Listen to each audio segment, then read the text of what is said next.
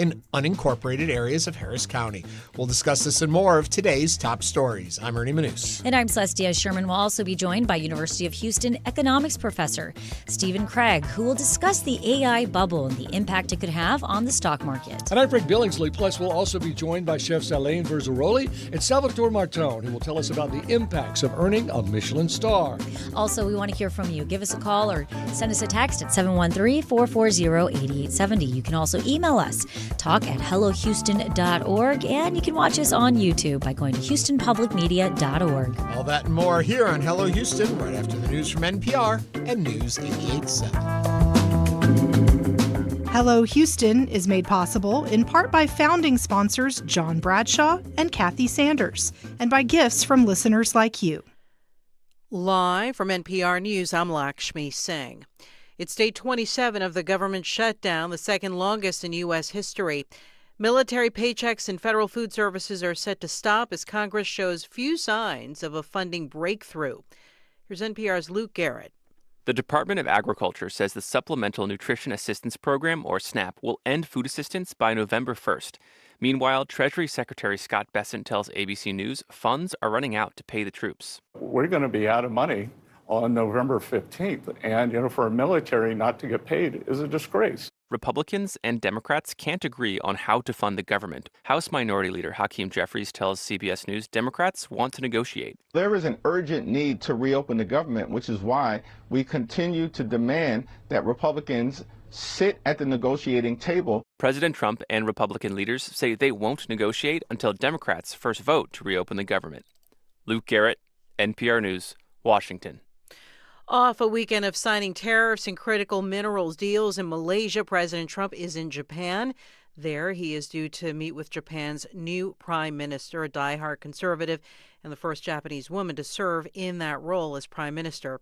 Later, President Trump heads to South Korea, where NPR's Mara Leisen reports Trump is due to hold a highly anticipated meeting with Chinese President Xi Jinping. On the plane to Asia, President Trump told reporters, he said, China will have to make concessions and we will too. So the big question is, which concessions will Trump make? Will he let China buy more advanced semiconductor chips? Some national security experts say that would be dangerous. Would he soften the U.S. stance toward Taiwan and say the U.S. opposes Taiwanese independence? That's something China would like. NPR's Mara Leisen reporting. People are getting ready in Jamaica. Hurricane Melissa has intensified with top winds of 165 miles per hour as it nears the island. Jamaica is bracing for what forecasters say is the most powerful hurricane to ever make landfall on the island.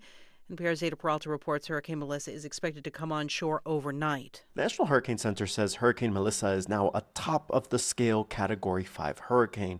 The storm is forecast to move right through the middle of the island early Tuesday morning. Jamaica's Meteorological Service says the outer bands of Melissa have already reached the island, and they are expecting a life-threatening storm surge of 9 to 13 feet.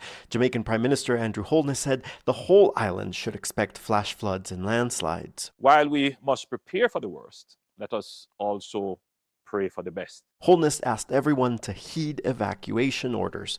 Ada Peralta, NPR News, Mexico City.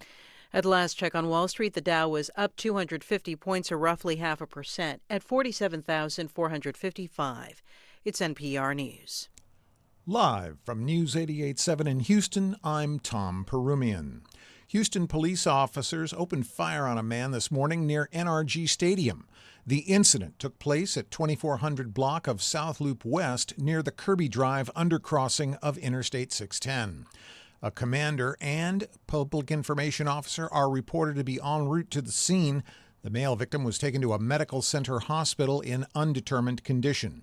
News 88.7 is following the story closely and will bring you information when available. Harris County commissioners scheduled to take up discussions next week on potential panhandling restrictions in unincorporated Harris County. News 88.7's Sarah Grunow reports. Commissioner Tom Ramsey proposed the idea during Commissioners' Court last week. He says it's the most common thing he hears about from residents in his precinct. There's clearly more people live in unincorporated Harris County than live in the city of Houston. So whatever you think panhandling is in terms of being a problem in the city of Houston, it's just as big of a problem, at least out in the unincorporated area. He referenced Texas House Bill 2012, which gives the county authority to regulate roadside activities like panhandling, vending, and solicitation in an effort to promote public safety. The proposal that will go in front of commissioners on Thursday is a new ordinance that includes designated safe zones for solicitations. I'm Sarah Gruno, News 88.7. In sports, the Texans beat San Francisco 26-15 on Sunday. Houston gets their third win of the season. They stand at 3-4. C.J. Stroud tossed 2 touchdowns and 318 yards in the game. Tonight at 7, the Rockets tip off against the New Jersey Nets at the Toyota Center. Checking your weather, sunny and 85 expected today. However, right now it's mostly cloudy, 75 degrees on the UH campus. Get the whole story. For more news and information, go to houstonpublicmedia.org. I'm Tom Perumian, News 88.7. Support for NPR comes from NPR stations. Other contributors include Fisher Investments.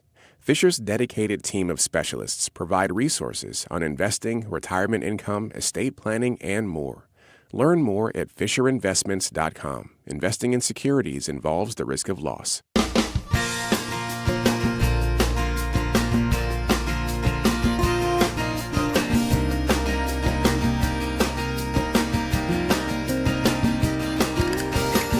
Live from the University of Houston, it's Hello Houston, an open forum on today's biggest stories affecting Houston and beyond. Call now, 713-440-8870, or let us know your thoughts on today's topics by emailing us at talk@hellohouston.org. Now here's your host for Hello Houston, Ernie Manous, Celeste Diaz-Sherman, and Frank Billingsley. Hello, Houston. And beyond. I know it's the same intro every single day, and for some reason that caught us today. And Celeste and I are like, and beyond. Speaking about being beyond, Celeste was beyond us on Friday. She was away. Where were you? I was in Santa Fe. And that was my first New time. Mexico. Santa Fe, New Mexico. Yes. And that was my first time ever being in that area. And I loved it. It was really incredible. Very interesting. It's hard to beat. It is hard. A beautiful architecture with, the coloring, the orange and the adobe and kind of buildings. And just the culture of the indigenous people, Mexican culture and American culture all combining together. Really And, beautiful. they're one of the places that truly get 4 seasons. They get the snow in the winter, and they get a beautiful spring, a nice warm summer that's green, and then a beautiful fall. The They fall really was get all incredible. 4. Every time we could eat outside, we ate outside. Yes. Because I think all of us moms were like, 1, we can eat outside and enjoy our food, and 2, but even here in Houston, I enjoy eating outdoors. I have friends that are like, absolutely, oh my God, it's hot. I love eating al fresco. Yes, I do here in Houston, but it's tough. There's only a few times, and it's certain times of the day and certain times of the month, and I would guess, Frank, right now is a pretty good time to eat outdoors. 2 points. Okay. Yes, Okay. absolutely. Talk to There's us. a big cold front on its way for tomorrow. I'm already in my little It's going to bring some scattered showers, and it's going to shift the winds out of the north. Big cool. I mean, this is the big one. The cool down, the one that's going to make a beautiful Halloween. Yeah. It's going to be a low of 50 and a high of 70 on Halloween with clear skies. And in fact, we're going to see some 40s for overnight lows Wednesday and Thursday. I know, especially north and west. So a lot of this great weather that we are known for in October is on the way. It's going to be breezy. So those Halloween inflatables that you took down for the last front, you should probably take them back down for this front. Yeah. And this front is coming in when? Pardon me? This front's coming in tonight? Tomorrow night. Yeah. So I got one more night. One more night. Well, it's kind of chilly in this office. I can see both of you guys, or our station. Well, both of you guys wearing it's little winter jackets. here all year. You can, it's cold here. I do want to mention Melissa, the hurricane category Yes. 5, 165 mile an hour winds. This is going to be devastating for Jamaica. You remember when Dorian was in the northern Bahamas a few years ago and just sat there and buzzsawed its way across the Bahamas? That was the one they thought might hit Florida, and anyway, it didn't. But it was a mess for the northern Bahamas. This is going to be one of those storms that takes a year, if not years, to recover from. Wow. In Jamaica, Haiti, the Dominican Republic, parts of Cuba, even the southern Bahamas, the Turks and Caicos could see a real slap on the face nothing there. on our coast. Oh, somebody wants to know. What? Frank, when are we going to see a freeze? Still too early to tell? Well, traditionally January is the way it's been going. When we start. Okay. But February is a possibility. I wouldn't look for a freeze generally. Now, we have actually seen snow on December 9th in the past, December 8th in the past, and like the last 20 years. Yeah. So it could happen. Obviously, you have to have freezing weather to get snow. Right. But if he's talking about the big, deep freezes we've had, I don't know. We were talking about this. Maybe we won't see that this year. Maybe we're in a little more of an average pattern because we didn't even see 100 in spots this summer. That's right. And where we did it was only once or twice, right? I think as Houstonians and as people of Harris County, we would very much appreciate just being very average when it comes to our weather. It's too early to start bothering you about this, but I want a white Christmas. Can I get a little snow on Christmas Eve? You wanted a beautiful Halloween, and I'm giving it to you. I know. That's why now I want more. You give him an inch, and he takes a mile. Wow. Out of here. Halloween. Out of here. What about Thanksgiving? What do I want at Thanksgiving? But I've got to say, I'm happy to be back. I enjoy coming to work every single day. Weirdly, Santa Fe is the place that Kevin and I went. It was our first trip after 9/11 back in 2001. Yeah. And the airports and airlines were all shut down for a good 2 or 3 or 4 weeks. And then it was just everyone was on edge about flying. Yes. And we were invited by some friends to go out to Albuquerque before Christmas, and so we did. Here's one last weather question, then I'll let you go. And it's one again of my predictive questions. November 4th, next Tuesday, a week from Tuesday. How's it going to look on Election Day?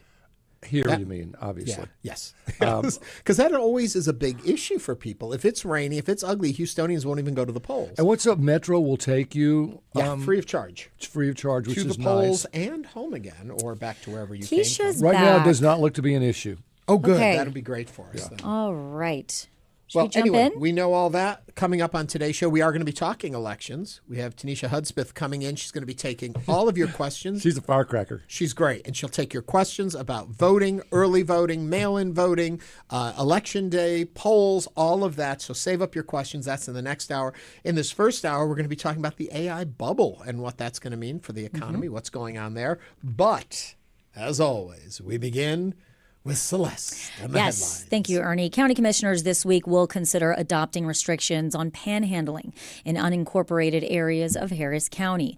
The motion, if approved by commissioners, will direct the county attorney's office to work with court officers to draft an ordinance regulating roadside panhandling and vending activities according to county documents. Talks of panhandling restrictions come on the heels of a new state law right here in Texas that would give Harris County commissioners the chance to implement restrictions on food vendors and solicitations that occur on public highways, parking lots, and right-of-ways of public roads in unincorporated areas. Houston Mayor John Whitmire speculated that some panhandlers earn $200 to $300 a day while also collecting supplemental security income benefits from the federal government. He said that the new city enforcement is reasonable because some panhandlers are, quote, becoming more aggressive. Do you think panhandlers need to be regulated? Now is the time to join us on Hello Houston. Give us a call or send us a text, 713-440-8870. Yes, I do. Agreed. And I can't tell you how many times I would drive down to my job at Channel 2, and it'd stop, and there would be a panhandler, and he'd point to me and say, "Hey, it's the weatherman." I'm thinking, okay, first of all, he obviously has TV. He has TV, and he watches it enough to recognize me. Well, but you then and now were everywhere. Stand-ups of you in the grocery store. You couldn't escape Frank Billings. So I think I want to say two things here, right? Yes. However, as a society, do we have a responsibility to help the less fortunate? Absolutely, 100%. Also, are all panhandlers homeless? No, they are not. Do I think panhandling is the way to go about helping people that need help? Absolutely not. I don't think so. Mm-hmm. There have been so many times where I have felt unsafe. Full stop. Unsafe. Being a woman. In my car, I had a man one time.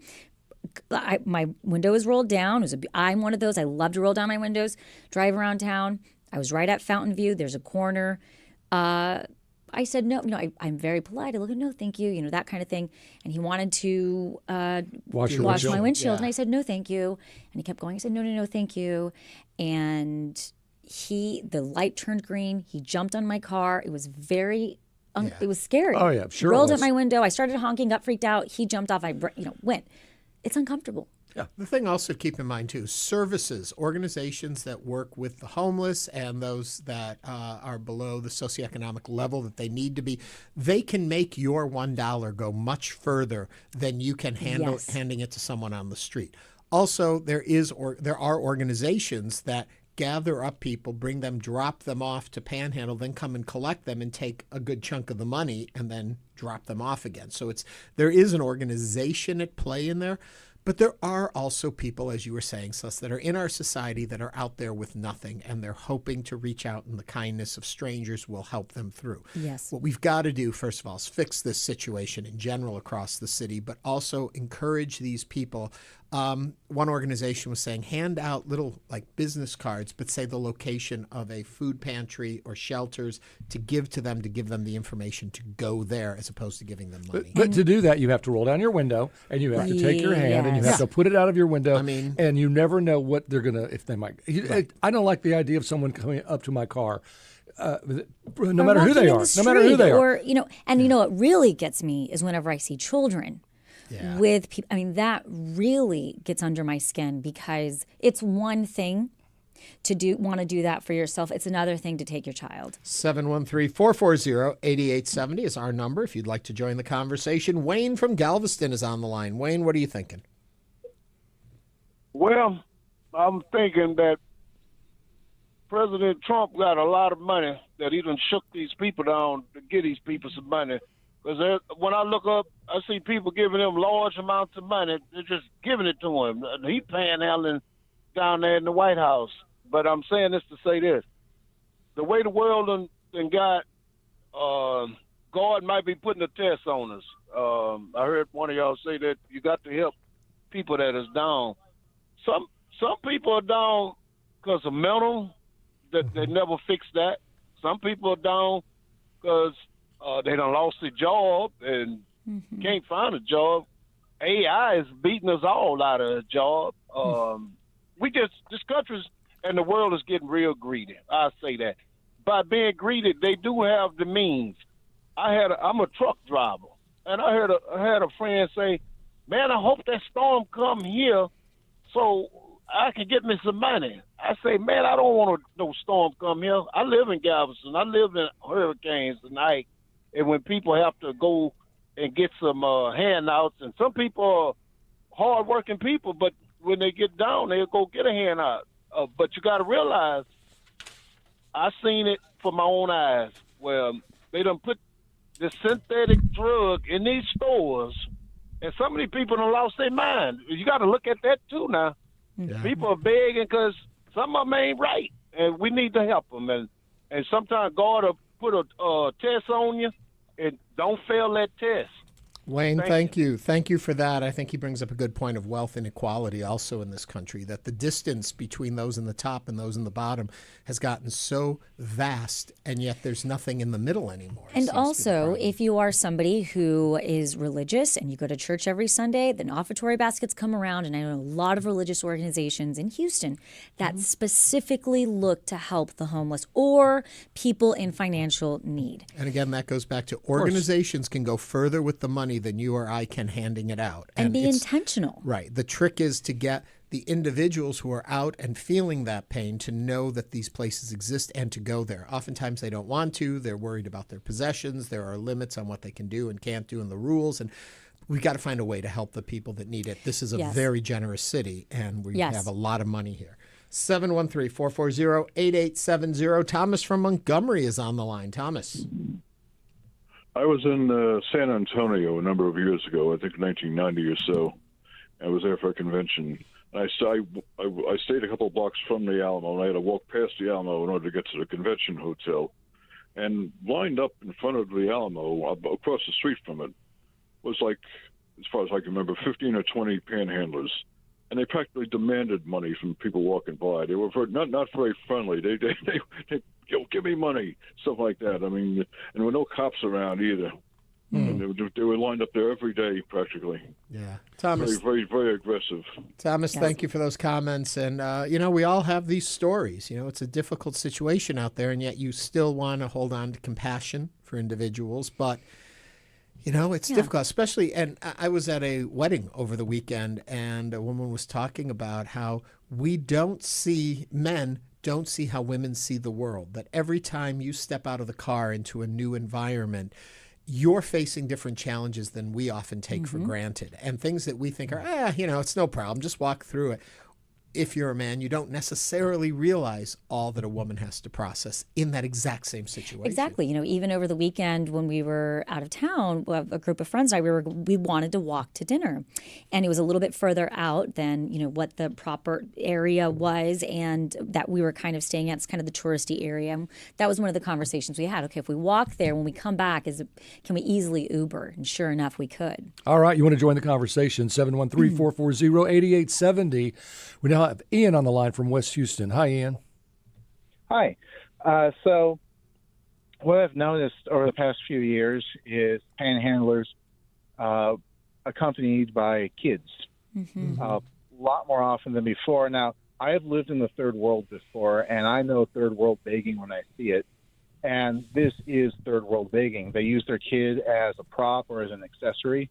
And these are usually the people selling flowers at an intersection. They've got a baby strapped to their back or playing on some blankets in the background. And they're using that to generate sympathy and get more money. And what I've noticed is this is not the usual kind of panhandling, but we've imported the kind of panhandling you might see in Latin America. Yeah. You're right. You're right. Thank you for that comment. Let's move to Jeff from Fountain View. Jeff, welcome to Hello Houston. Hi, thank you. I just wanted to echo the comments that Celeste made about the intersection at Fountain View and 59, where there are people always trying to wash cars and they're aggressive. And then also echoing Ian's comment, I've seen more and more kids present, and particularly at that intersection, I've seen upwards to dozens of kids walking around to the point where my wife has called the police, because not only can the kids get injured by an accident, but they're also causing a major disturbance at an area that's heavily trafficked. Yep. Yes. Yeah. Yes. In that specific area, it is that you ask yourself, why are these kids not in school? Which means that there's somebody not, taking attendance for them and keeping track of children. It's very heartbreaking. Again, 713-440-8870. We're going to go to Colby from Katy. Hello. Hello. So this is kind of anecdotal, but last week I had an interesting experience in the Montrose area where I'd gone to lunch. I was approached by somebody who gave me a quick little sob story about how they're in a bad spot with their baby mama or whatever, gave me some money. But there was another person who seemed like they were in a much worse position, but they didn't even approach me at all. And when I had returned to my car from lunch, both people were gone, but the guy who didn't talk to me, he did leave a quote unquote present for me on the sidewalk there that I will go into further detail on. Wow. So you're kind of suggesting you were scammed. Well, I think that I don't know if I was scammed. I mean, I gave the guy a couple $. I'm like, hey, if your life is so hard that you need to approach a stranger and ask for money, here's a couple bucks, whatever. I'm having a good day. This other guy probably needs it more than you do. But then, when he was gone, and I'm like, okay, now there's a mess left behind by this other dude. I just think that, these are two very different problems. Yeah. Colby, thanks for sharing that story with us. We're always interested in what you have to say. Also, people in writing in and commenting, Celeste. Yes, we did receive a text that says, my heart breaks too every time I see children on the side of the road. The sad thing is, as our economic situation gets more dire and widespread, we will see a lot more heartbreaking scenes on this side of the road. And again, you can always chime in here on Hello Houston. We also got a couple of other texts. Wine Goddess STX says, I am so empathetic with folks who are struggling, but panhandling panhandling is not the way to go. Celeste, I am with you. I'm very uncomfortable with panhandlers approaching me when I am in the car alone. Also, Alex Garza photo. I stopped a while ago giving out money, but I passed out snack bars and hydro packets. Not a bad idea. If people can make $300 a week panhandling, then you're teaching them how to make their living.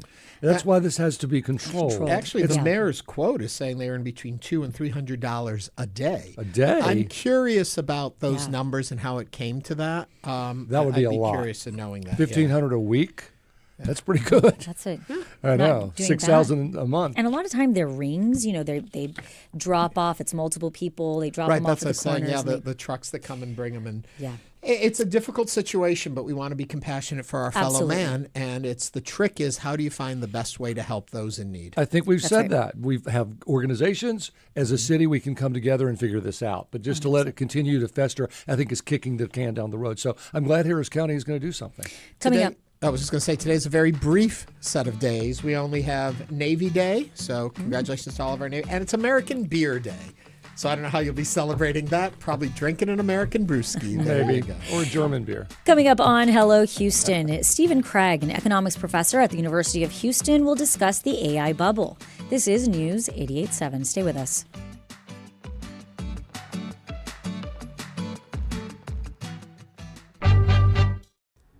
Want to binge All Creatures Great and Small, catch up on Nova, or revisit Ken Burns' documentaries? You can with PBS Passport.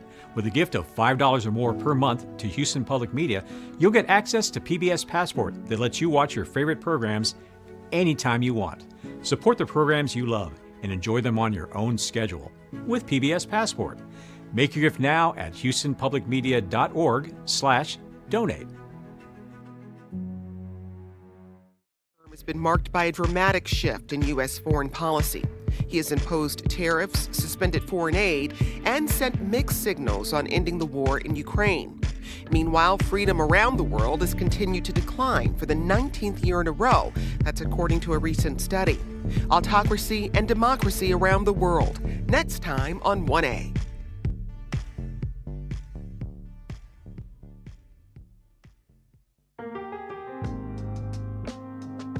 Your support for Houston Public Media powers the programs you trust and rely on. And your employer may help your contribution go even further.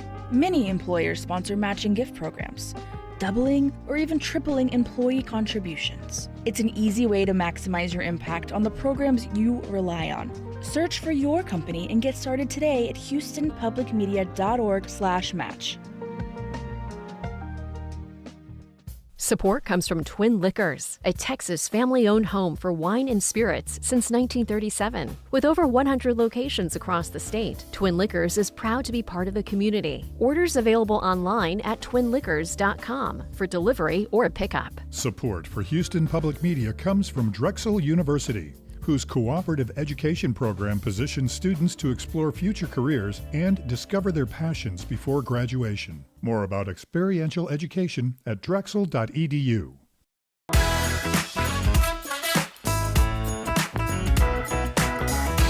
And now back to Hello Houston. To comment on today's topics, call or text 713-440-8870 or email us at talk@hellohouston.org. Now here's Ernie Manous, Celeste Diaz-Sherman, and Frank Billingsley. For the past few years, artificial intelligence has driven stock prices, fueled massive investments, and promised to revolutionize the way we work.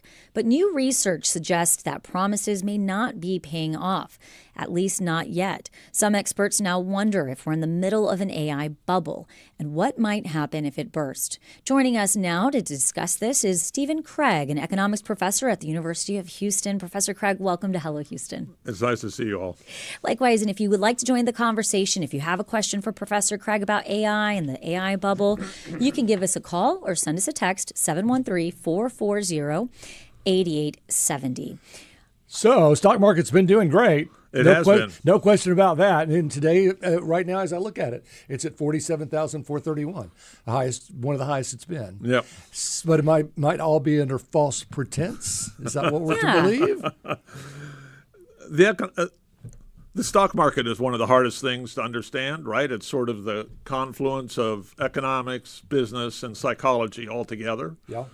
And from an economics perspective, it's like what's going to happen next week, and the best prediction of next week is whatever happened this week, and you're almost for sure wrong. So right, which I first though I do want is there a difference between a bubble and a boom?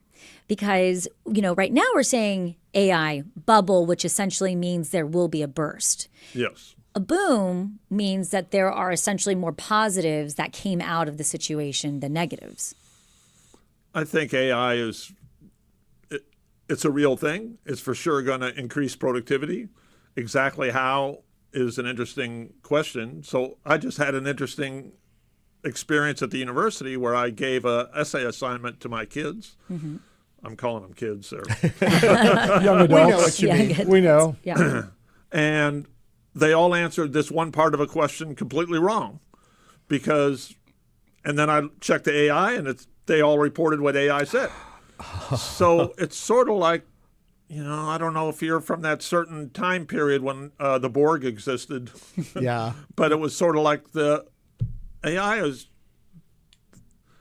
I think we want a lot of different, as I've been thinking about it more, I do think we want a lot of different suppliers of AI. You don't just want one, right? They're building these different data centers, and I guess each one is supposed to hold the knowledge of the whole world. Yeah. And, I guess. But, there's a perspective to that. Or at least the sum of what the whole world is, right? Because they just basically regurgitate everything that they can compile. Right. I guess the problem, if we go back to the financial part of all of this, is the fact of the limited number of companies that are controlling the larger sum at this point, and that is problematic in and of itself. That is completely right, and that's actually been a problem with the whole since 1980, right? Which is that all the engineers go, just write the software once, and then it's done, and why have, replicative softwares by different providers? And you can see that in all kind of businesses, right? So Uber and Lyft, right? And the engineers all go, one was more efficient. And they say the same thing about Microsoft, right? Only have one operating system for a computer. Why write 5 of them? Mm-hmm. Oh, well, it turns out that competition is a lot better than monopolies. Mm-hmm. And it's easy to get stuff wrong. And how do firms find out they're wrong? They lose all their customers. And so AI is the same thing, right? The software is trickier, and the physical chips are trickier. And well, then I guess that's the question, right? So oftentimes, like we were talking about, if we're looking at the bubble, what is going to be the correction to this industry? Essentially, that's going to pop it. So for every time there's a buyer, there's a seller, right? So Economics 101. There you go. And so... or even Finance 101, right? Yeah, right. If we knew it was a bubble, we'd all sell. So clearly I'm going to say it's not a bubble yet because it hasn't burst. Okay. I'll say that there's real value being created, and then it's easy to go overboard. Well, do you think we're in that space based on the sheer amount of money that so many companies are directing at AI within their industries, almost every industry? They are spending a lot of money. And the reason is because there's a lot of promise, and in some industries it's starting to be delivered a little bit. So there's, like I said, there's for sure value. And then does it compensate for the investment? Some of the companies will shake out for sure. Mm-hmm. And so you sort of think about probability times value. And, if you're an investor in the AI space, you would not want to be all in on one company. Well, speaking of that, and to Celeste's point, it seems like a lot of these companies are buying each other's stocks to sort of pump up those prices. The market. I'll buy Celeste stock, she'll buy Ernie's stock, he'll buy my stock. Our stocks will keep going up because we keep buying each other's stock. And then at some point, we're not going to have the returns to justify the price. If that's really what's going on, that's not really investment. That's just sort of a Ponzi scheme. Well, no, I would just call it collusive, right? Yeah. Right. If you and I each own half of each other's company, we're sort of like the same company in disguise. Well, It seems like it has happened. From what I'm reading, that a lot of these big tech companies are supporting each other. Mm-hmm. So I would say that's something to worry about. I mean, I believe, I don't know when it actually started, but antitrust enforcement in the United States has definitely taken a marked turn over the last several decades, where we used to be in favor of competition, and now we are much more sanguine about monopoly. Sorry. I was just going to say, so that's allowing a lot of stuff that didn't used to happen, and some of this cross-investment is some of it. It used to be illegal to cross-invest in that way. De facto illegal, right? So that the antitrust authorities would get after you. Going back to what Celeste said in the introduction of the whole piece, too, which kind of plays into all of this, the idea that AI was going to come on and the reason it has value was it was going to help increase productivity, it was going to replace workers, it was going to do all of this stuff. Have we seen it actually doing what the promise of AI was? Is it potentially still going to do it? Or could AI just have been something we over-worried about and over-invested in? There's some it's new. It's new days. Mm-hmm. So it's always hard to tell. And, I kid in my class when we're talking about technological change, just get a new accounting system in your firm and see what technological change does for it. And the answer is, you're shut down for a year because no one knows how to use it. Right. So you have to be I think we have to be patient with these technological developments for sure. Mm-hmm. I did see an interesting study recently that showed that for firms that were more actively involving AI, they had fewer middle managers than they previously did compared to firms that were less in. Right. So that suggests, but, until you do 30 studies that show the same thing, you don't believe it. So I'm not saying this is a fact, but I'm saying there's some evidence that AI is helpful. And it just reminds me, though, back when streaming started, and the plan was put billions and billions at the forefront of it because it would pay off 10 years down the line, 20 years. But as we're seeing right now, streaming is shrinking. So their prediction of how it was going to change the world is already shifting back. And I wonder if that's what we're going to see in AI. Well, for sure, things get too big and too small, right? So, recently Starbucks closed some of their Houston outlets. Mm-hmm. And literally the news media called me up to see if our economy was crashing. and it's like, well, no, they got ahead of themselves, right? And I don't think coffee in general went down, so we're still awake. Right. But we do. But maybe more of a comparison, Professor Craig, essentially would be not necessarily streaming, but the .com craze a quarter century ago. Yeah. Could we see something similar like that happening, given the fact that we understand we're somewhat in new territory with AI, but we also have had other times. We were talking about AI last week, and they talked about the telephone companies. So, do you think that there are some parallels that we've seen in past history? For sure. There are some parallels, and then are they important enough to help us predict the future? So I have no idea if we're in an AI bubble or not. I don't know. Yeah. And we did have the whole .com crash in 2000, right? And that was important at the time, and it had effects for a year or so. Remember the 87 crash, wasn't it? Yeah. And that dropped about a quarter of the stock market, about 25% drop. I was in it, so no one at the table. So was I. I lost a year's income that year. And it was major. It was a computer sell-off, basically. Yeah. The computer said, it was the manufacturing, it was the hardware. So you wonder if how involved is AI in the stock market telling investors on the floor what to do and not do? Or will it get there? Are you asking me if AI is telling the investors what to do? Yeah. Yeah, if they're putting it all into AI, and AI is saying, you better invest in this because according to AI, this is going to be the big hit. Well, that's a fun thing to think about. But I guess I'll say we've all read the apocalyptic sci-fi movies about the computer taking over. Right. Mm-hmm. And AI sounds like that. And so that hasn't happened yet. And I'll say if you turn your life over to a computer, you're bound to make large mistakes.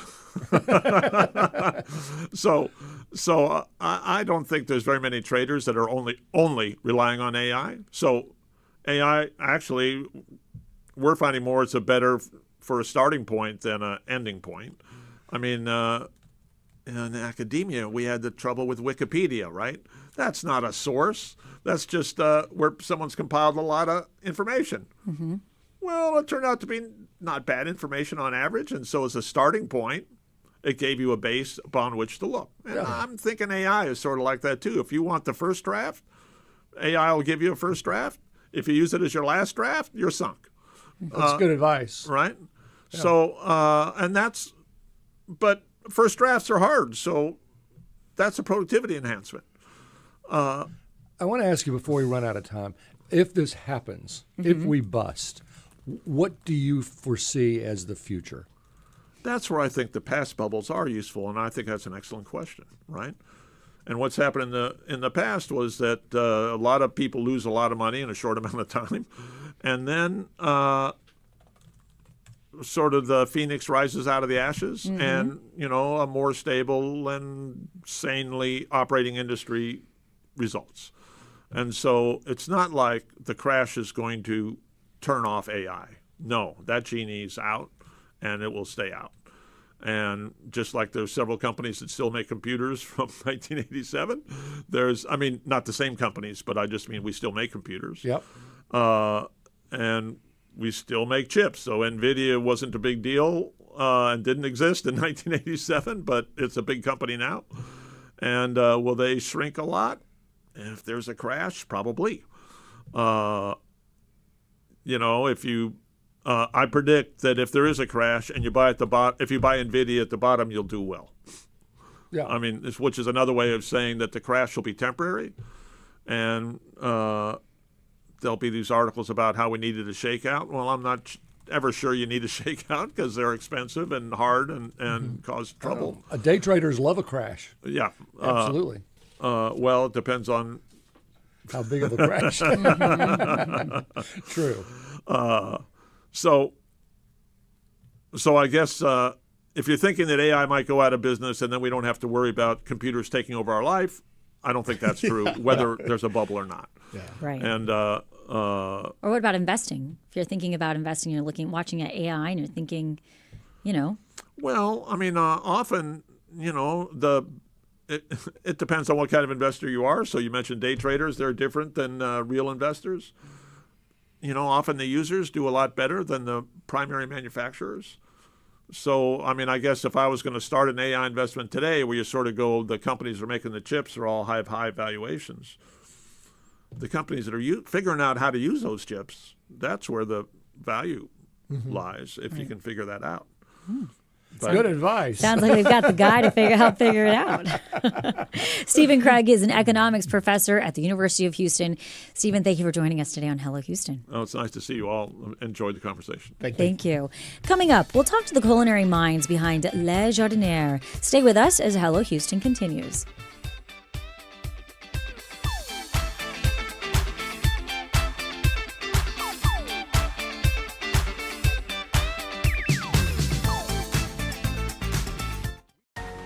We know you value Houston Public Media. That's why you're watching right now. So take the next step and become a new member of the station you rely on. Every gift makes a difference. And what matters most right now is supporting the station that brings you the news and information you rely on. It only takes a minute to make a big difference. So join as a new member today at houstonpublicmedia.org/donate or call 800-364-8300. Second term has been marked by a dramatic shift in U.S. foreign policy. He has imposed tariffs, suspended foreign aid, and sent mixed signals on ending the war in Ukraine. Meanwhile, freedom around the world has continued to decline for the 19th year in a row. That's according to a recent study. Autocracy and democracy around the world. Next time on 1A.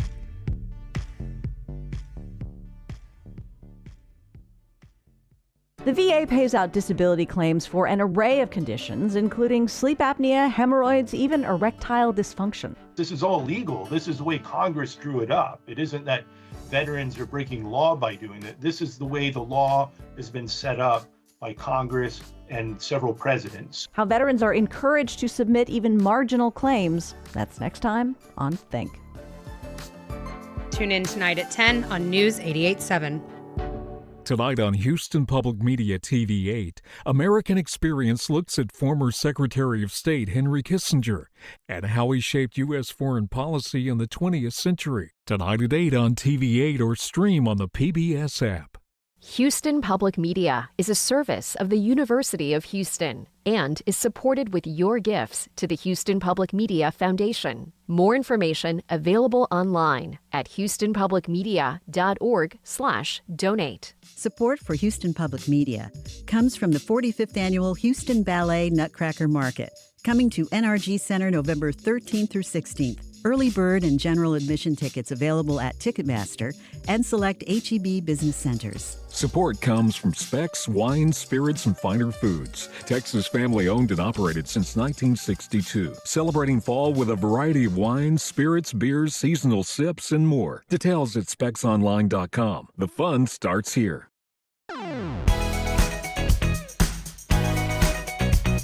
And now back to Hello Houston. To comment on today's topics, call or text 713-440-8870 or email us at talk@hellohouston.org. Now here's Ernie Manous, Celeste Diaz-Sherman, and Frank Billingsley.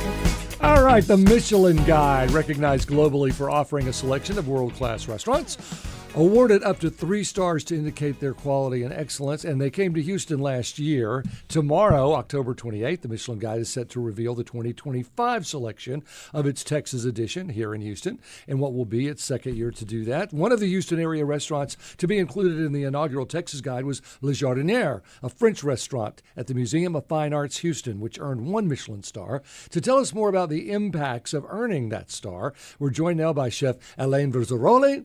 I love these names. Culinary Director for the Bastion Collection, the hospitality group behind Le Jardinier, and Chef Salvatore Martone. I got that right? All right. Executive Pastry Chef, who's brought some amazing pastries here for the Bastion Collection. Chefs, welcome. Thank you for having us. I mean, 1-star Michelin. We finally got it in Houston, and you got one of them. Congratulations. So the big question is, does it matter? Yeah, of course it's a matter. I think for us, as you can imagine, for the team, it was a real great morale booster. Of course, the Bastion collections were very well known for our commitment to quality. And over the years, since 2019, we accumulate 10 Michelin stars across our location in the US, but also in Switzerland, in Geneva.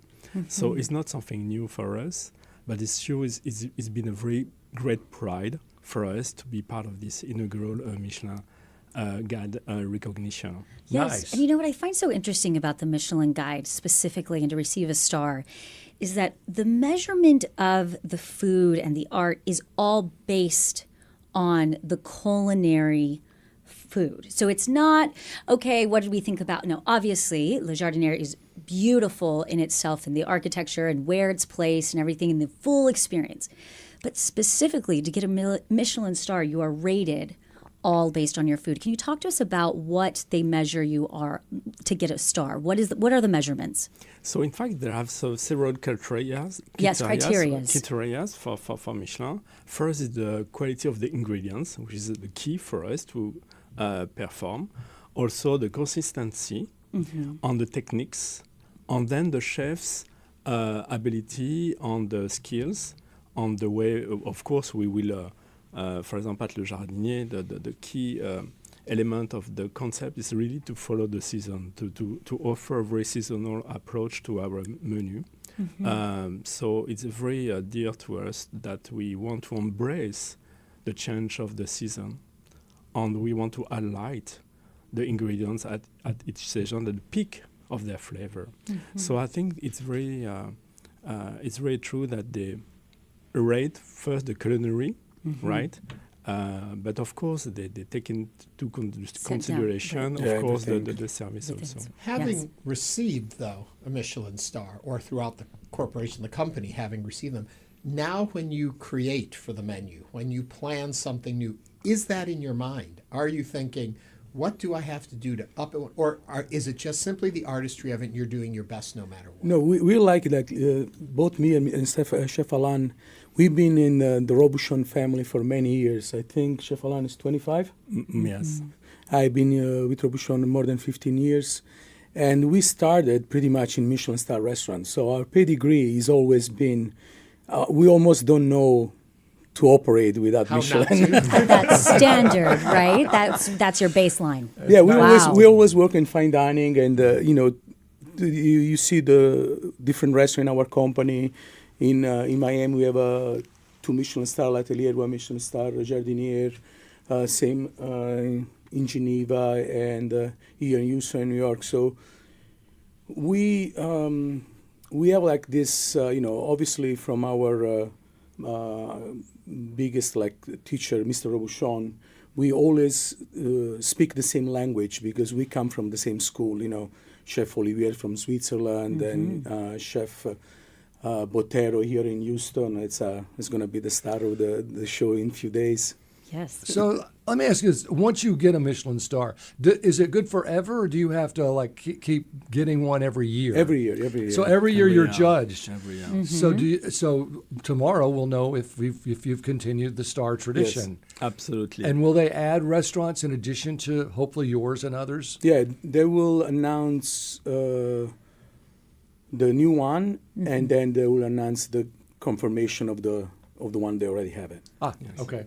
When you're looking at, Chef, you mentioned the quality of ingredients. Is there anything when y'all are looking at specifically right here in Houston, you think of quality of ingredient, that specifically an ingredient that comes to mind that represents Houston or your specific restaurant at Le Jardinier?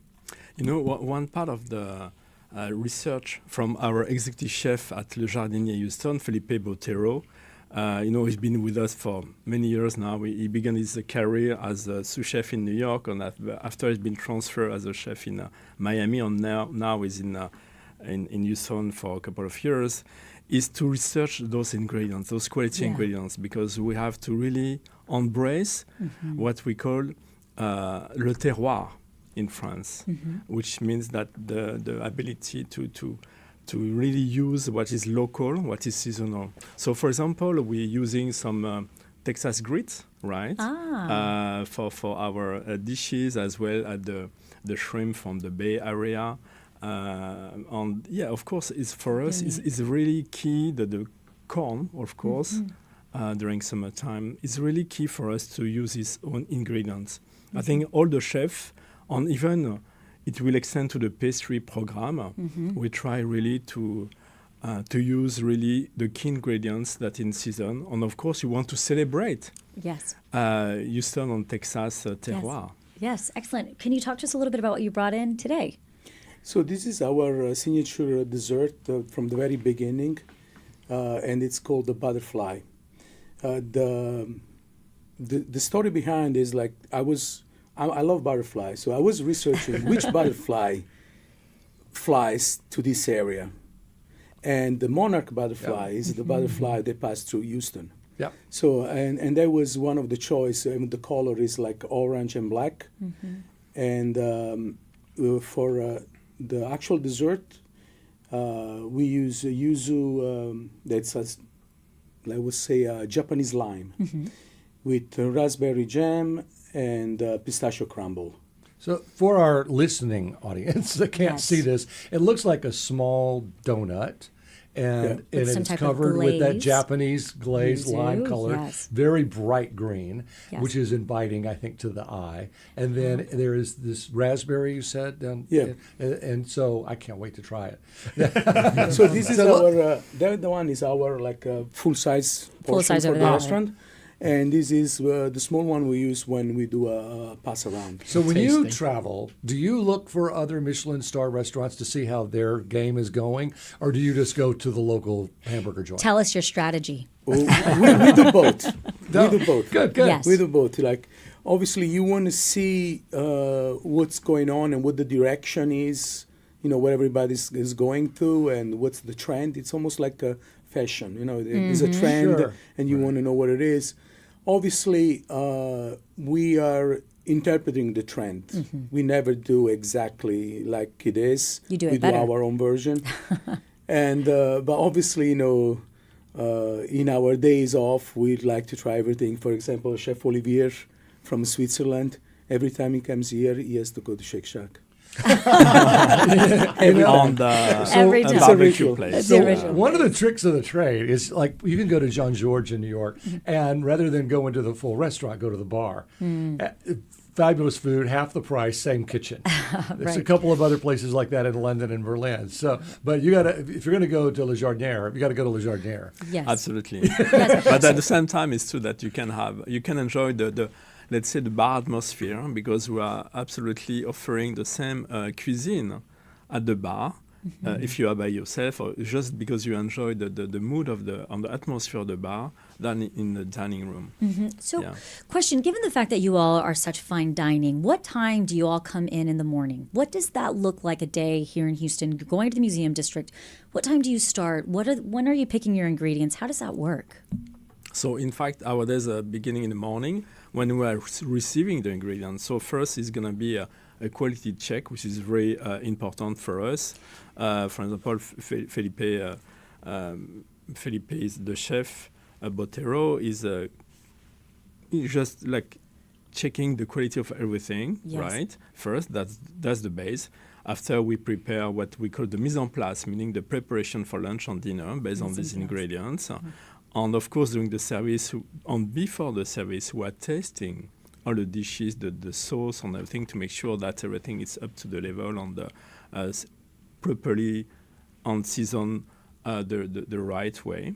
And during the service, it's like an ongoing challenge, right? Every service is a different beginning, a new beginning, let's say. So there is no routine in a kitchen, in a professional kitchen, especially in this operating at this level. But that's the beauty of it. Yeah. So can we eat all of this, the butterfly, and all? I mean, is this whole thing edible? Yes, everything. Nice. So the butterfly actually is made with a brick dough that's almost like a filo. Dough, and it's cutted with a special cutter that is used for cutting leather. So that is very sharp. And cut the shape, and then we brush it with cocoa butter, black cocoa butter and orange cocoa butter, and then we bake it. Yeah, it's like art. And then it's super thin. You know, for me, one of the things of fine dining is make things as thin as possible. Because everybody can make thick stuff, but make it thin, don't let it break, and then also it changes the way you eat something. It changes when it's very thin. You know, if you have a very thin chocolate layer on your chocolate bonbon, it tastes way better than if it's a thick layer. Yeah. So a lot of time I judge, chocolate bonbon or decoration things on the thinness to see the skill of the chef, and then also the way he eats it. It's completely different. And you eat with your eyes first, and these are absolutely beautiful. And as I understand, everything on a plate should be edible. Absolutely. Well, Yes. Darkwin said I would feel bad about destroying the butterfly, but Frank just ate mine. Yes, delicious. and if you're ever looking for a very special place to take a special person, you should definitely check out Le Jardinier. Was that a hint to your husband? Were you sending a message out to My him? husband did take me for our anniversary, and it was, again, just a beautiful experience. Yeah, birthdays, anniversaries, or just to hang out, I guess. Yes. Really And nice. Chef Alain Verzeroli is the Culinary Director of the Bastion Collection. Chef Salvatore Martone is the Executive Pastry Chef for the Bastion Collection. Thank you both for joining us today And on good Hello luck. Houston. I hope you get it. Thank you. Thank you very much. All right, coming up, we'll continue diving into today's top stories. stories. Join us for the second hour of Hello Houston. You were so busy I looking was at that food. Stay tuned. There's more Hello Houston on the way with Ernie Manous, Celeste Diaz-Sherman, and Frank Billingsley. For the latest in local news, subscribe to the Hello Houston daily newsletter at HoustonPublicMedia.org. Hello Houston is a production of Houston Public Media. The opinions expressed by the guests of this program are solely their own and do not represent the views of management, staff, or underwriters of Houston Public Media. This is News 88.7.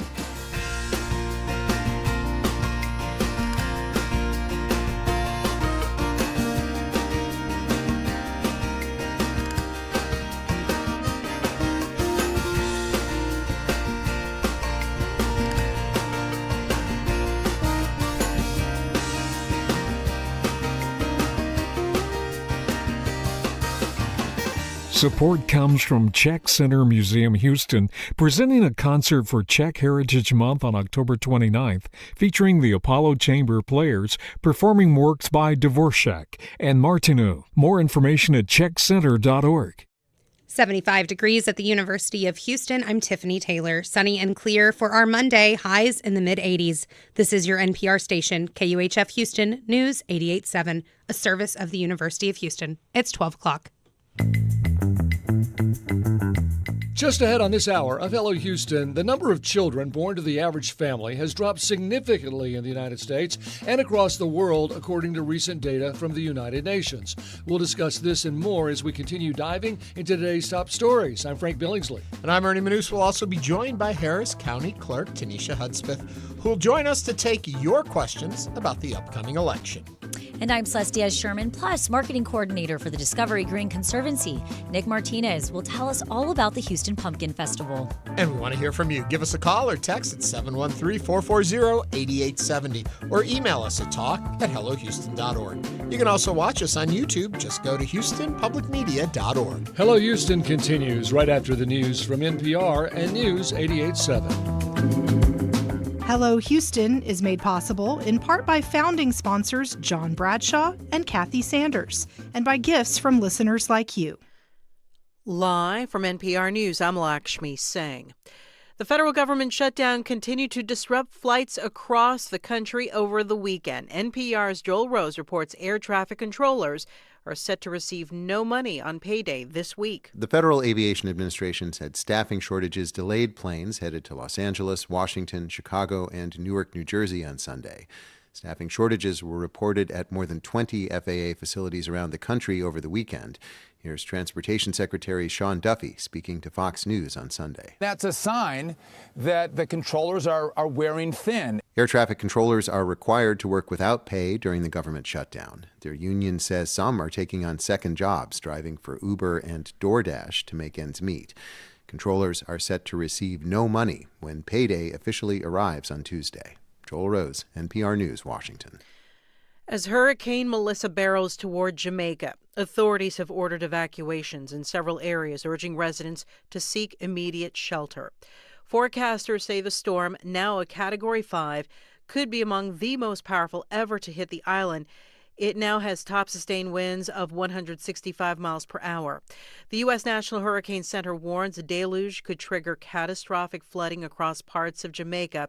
Reporter Nick Davis is there. The storm has slowly been moving along the south coast at between 3 and 7 miles an hour for about a day, only about 100 miles out, but it's due to turn inland tonight, bringing record levels of rainfall, up to 30 inches, so with that extensive flooding. This storm is huge. It'll cover the island with major hurricane conditions, and so the government has put in place a mandatory evacuation order in some low-lying areas. Hurricane Melissa is expected to make landfall in the early hours of tomorrow morning and be here for almost 12 hours before it leaves. For NPR News, I'm Nick Davis in Jamaica. The search for the bodies of the remaining Israeli hostages continues in Gaza, as reports of Israel's military striking Palestinians inside Gaza threaten the 2-week-old ceasefire. NPR's Rob Schmitz reports. Over the weekend, Israel allowed a search and rescue team from Egypt to enter Gaza to search for the bodies of the 13 remaining hostages.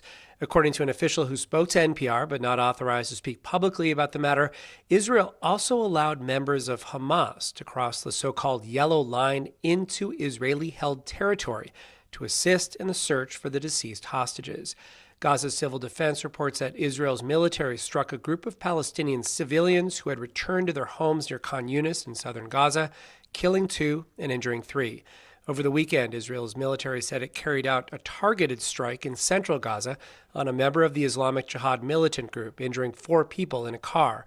Both attacks appear to be testing the U.S. brokered ceasefire agreement. Rob Schmitz, NPR News, Tel Aviv. It's NPR. Live from News 88.7 in Houston, I'm Tom Perumian. The Liberty County mother accused of drugging and trying to drown her 3 children has been handed a $3 million bail amount. That's $1 million for each charge that she's facing. 39-year-old Jessica Quintana is looking at 2 counts of injury to a child, plus an additional count of causing bodily injury after she was released from a hospital. KPRC reports all 3 are first-degree felony charges.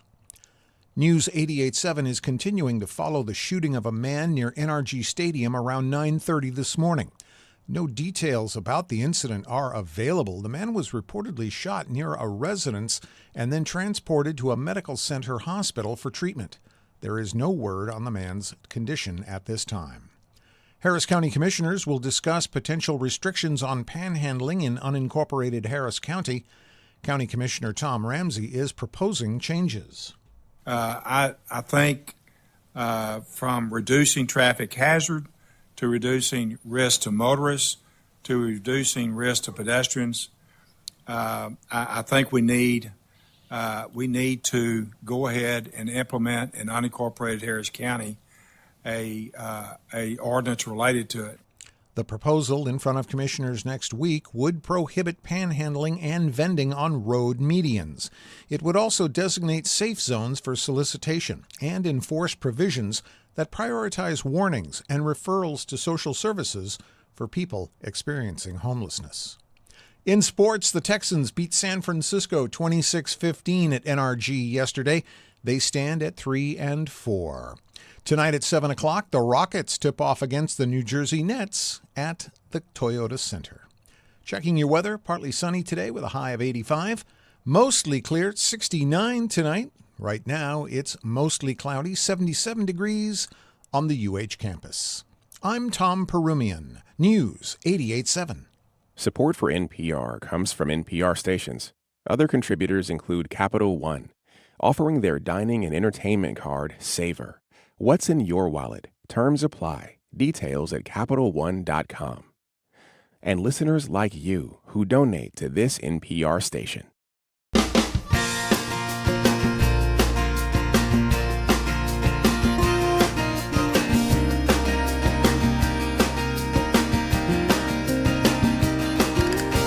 Live from Houston Public Media and News 88.7, it's Hello Houston, an open forum on today's biggest stories affecting Houston and beyond.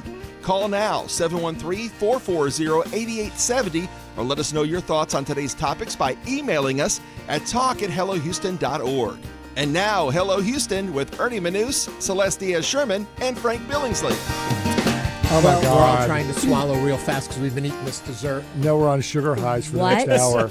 A treat. And I was thinking that maybe with this Michelin Star, which I know nothing about really, that an element of surprise could really put you over the top.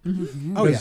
What we just ate, I didn't know what to expect. It was beautiful, but then the flavors and it burst. When you eat it, it's like, oh my gosh, this is so good. It was almost like I wish we could have heard him explain it, because as we were taking bites, he was explaining to us, well, you're going to have a little crunch here, and it's going to be a little bit citrusy, but the acid Actually, is they're going to cut the making a sweetness. social media clip right now. Yes, of they're it. So out you can making go a to social our media clip. HelloHouston.show on Instagram, and it'll be up in just a little bit, I'm sure. Also, if you don't watch us on YouTube, you miss seeing how beautiful. Frank, you did an excellent job of describing it to the non-viewers, but let me tell you, if there was a day you should be watching us on the YouTube channel, this was it. Just go to HoustonPublicMedia.org, and we stream Lime, because I got lime in my mind, live there, or you can just go to YouTube and look for Hello Houston. And I understand, not this is not a place where you're going to go every single night and things like that. This is a very special place. But whenever you hear about the intentionality and the ingredients and the picking, it really makes you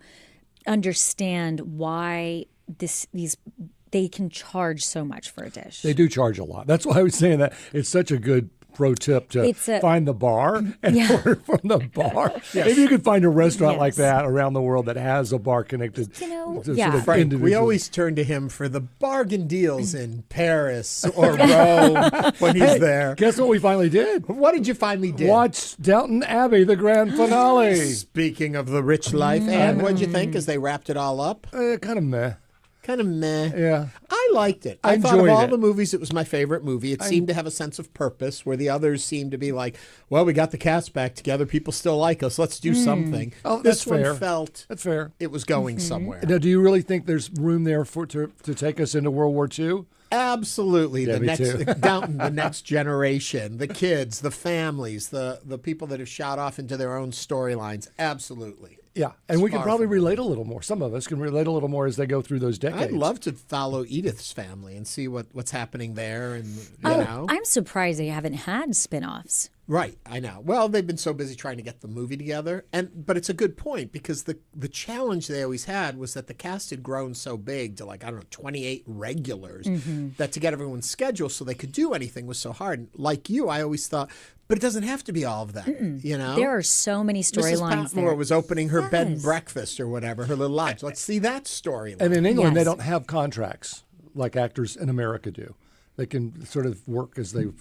That's how Matthew left the show. Well, they signed initially 3-year contracts for Downton Abbey, and that's why at the end of it all, they had known Sybil was not renewing her contract, so they let her character die in the middle of the 3rd season. I see. Same with Matthew. But it wasn't until they started the 3rd season that actor, Dan Stevens, announced he wasn't planning on renewing. And that's why they're like, well, what are we going to do? And so they had thought of different things like sending him away and all of that, but they couldn't because they thought then that would trap Mary, her character, in having been married without her husband around. So that's why it's so sudden at the end of the last episode of the 3rd season, he just dies because they were that. And then Maggie Smith, though, refused to sign a contract ever and would sign just 1 year at a time. So every year they didn't know if she would come back.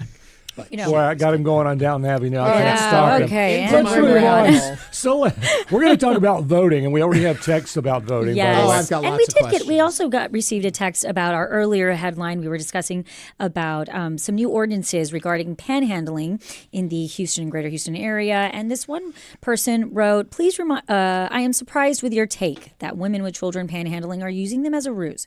As a single parent, when I see these women with children on the corner, I see someone without means to take a child to sitters.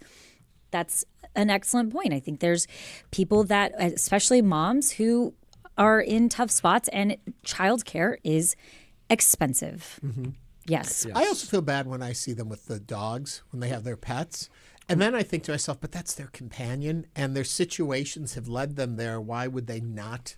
Can you take a pet into one of these shelters? That seems to be the problem. And as I understand it, and that's why a lot of the folks that have animals don't want to go into shelters because then they can't bring their pet with them. Right. Or if they have all their possessions in a cart and that's their entire life and they're not allowed to bring those into the shelters with them. So there's a lot of situational things, but people are working on it. So yes, we shall see. But let's jump into the headlines. Okay, let's go. Worldwide, the number of children born to the average family has dropped by more than half since the 1970s. And that's according to the latest United Nations data.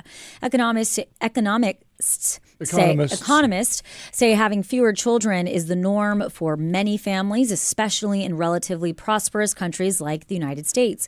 The trend is leading to populations that are dramatically older and beginning to shrink in many of the world's biggest economies.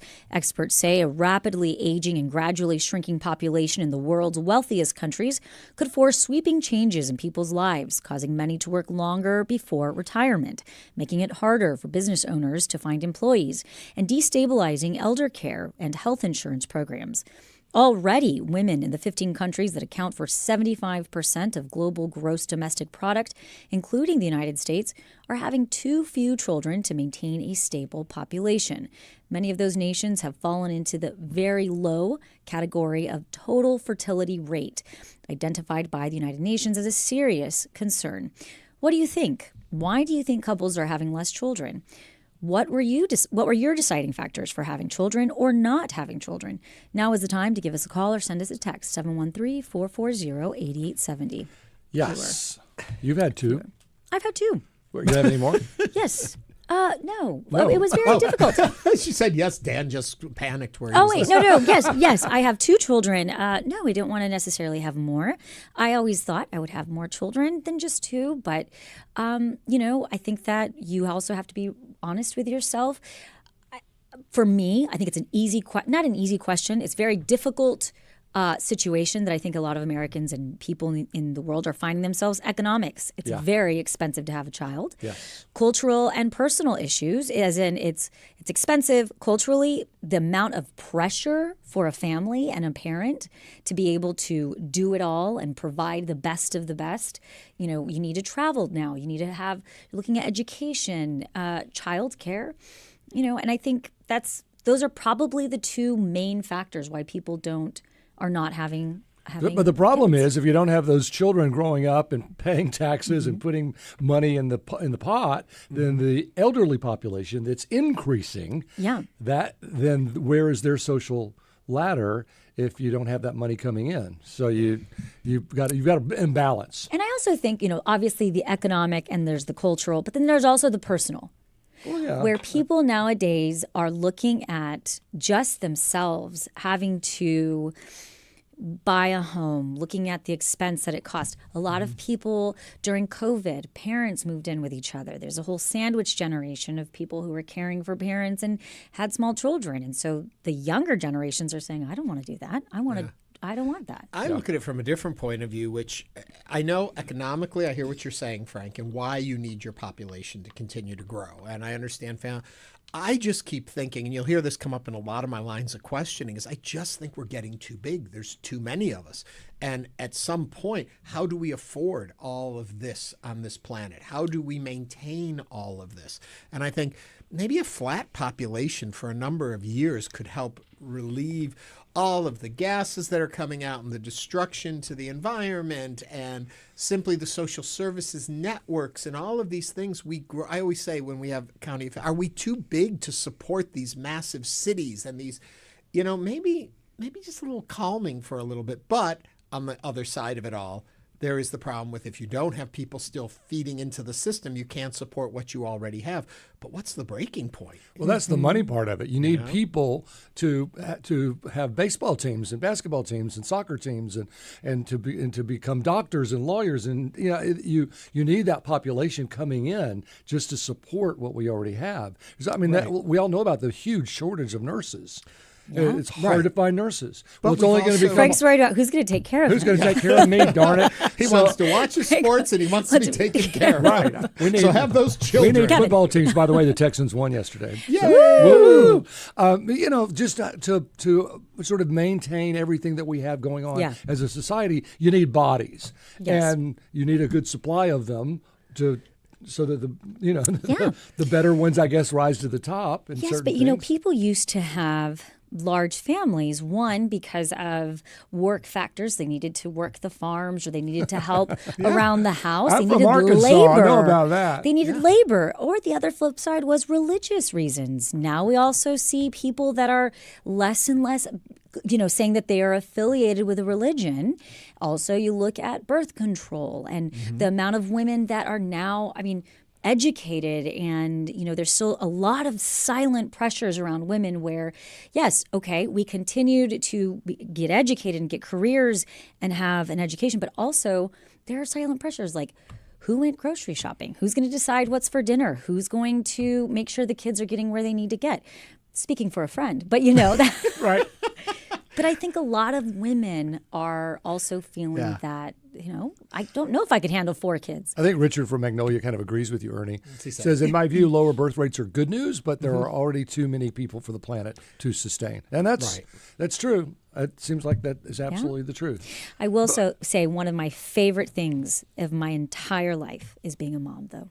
Oh, yeah, absolutely. And one of the best things ever. You do love it. Well, anyway, we'll adjust. We'll figure out how to support everyone. We got to feed everyone. And people are always going to be having babies. Oh, yeah. And also with the change in support of birth control measures and different things that are happening culturally now, we're expecting to see an increase in U.S. children coming up, and we'll see how all of that goes.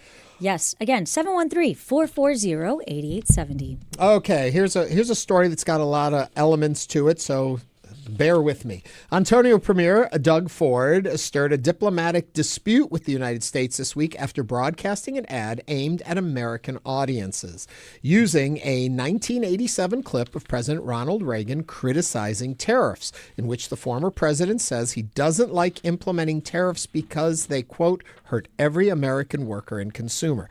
The campaign, reportedly backed by up to $70 million in spending, aired during prime time, including the World Series broadcast, where Canada's Toronto Blue Jays are pitted against the USA's LA Dodgers. U.S. President Donald Trump responded by halting all trade negotiations with Canada, calling the ad a fraud, quote unquote, and accusing it of influencing the U.S. Supreme Court's upcoming decisions. Ontario, in turn, announced that it would pause the campaign, follow discussions with Prime Minister Mark Carney, though the ad had already reached key U.S. markets. Carney and Trump are currently in Malaysia for the Association of Southeast Asian Nations Summit. Carney says he will talk trade, but Trump says he's not planning on meeting him. The clash highlights how fixed trade policies have become a geopolitical tool and how a province's message intended for Americans can unravel cross-border diplomacy in a flash. There you go. What do you think of both the ad, of the tariffs, of the reactions, of how Canada handled it, how the U.S. We got lots for you to talk about. There is a lot. 713-440-8870. Did I get through it all? You did. I think you did a good job, Ernie. At the end of the day, is what Reagan was saying true?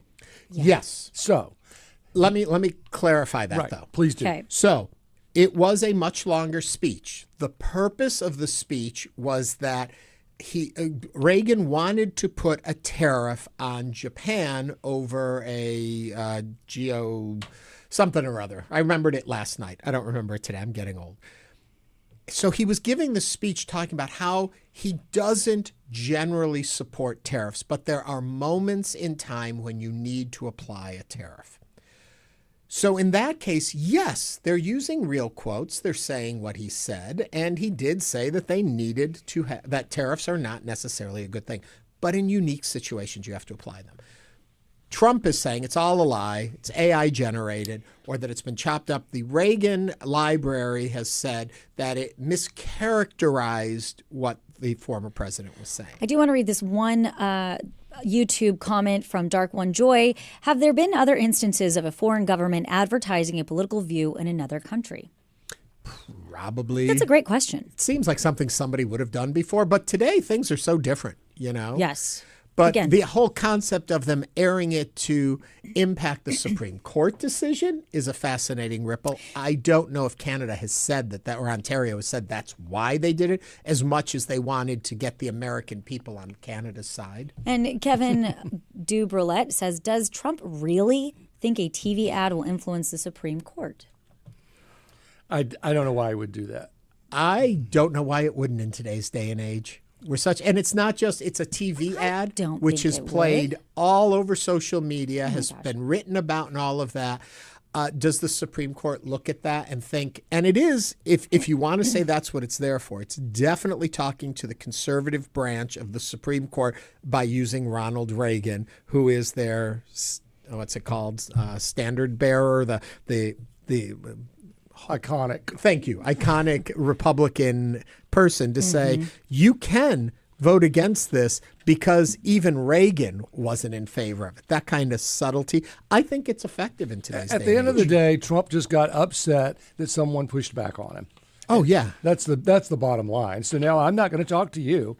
It's such an immature way. Right. And in some ways, they're kind of using his tactics. I mean, they're taking a little bit of a page from his playbook. And I think that one of the things that President Trump has always stood out is how he is different, how he doesn't play by the normal playbook. And so I think that we are going to start seeing more different countries' administrations maybe giving him a taste of his own medicine. And I don't think he liked it. My bigger concern is the knee-jerk reactions with tariffs. And it seems like we keep seeing that. He doesn't like something, he says 100% tariff on it. And then he talks something, he drops it back down again.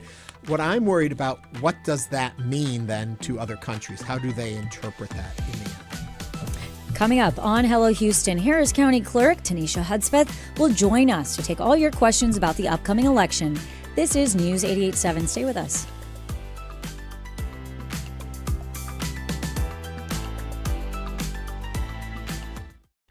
Hello, I'm Bob Maniger from the Ed and Jean Matthews Foundation. PBS has been a part of our family for generations, and we are proud supporters of Houston Public Media. From PBS Kids programming that supports children and their parents to PBS NewsHour that we rely on to learn about what's going on in our world. Your support keeps PBS available for our community across Greater Houston. Give now at houstonpublicmedia.org/donate. This week on This American Life. As a kid, on a family vacation, Ted found the most beautiful object he'd ever seen and showed his dad. I remember him saying, okay, well, we're going to put it in the trunk, but don't say anything when we go through the gate.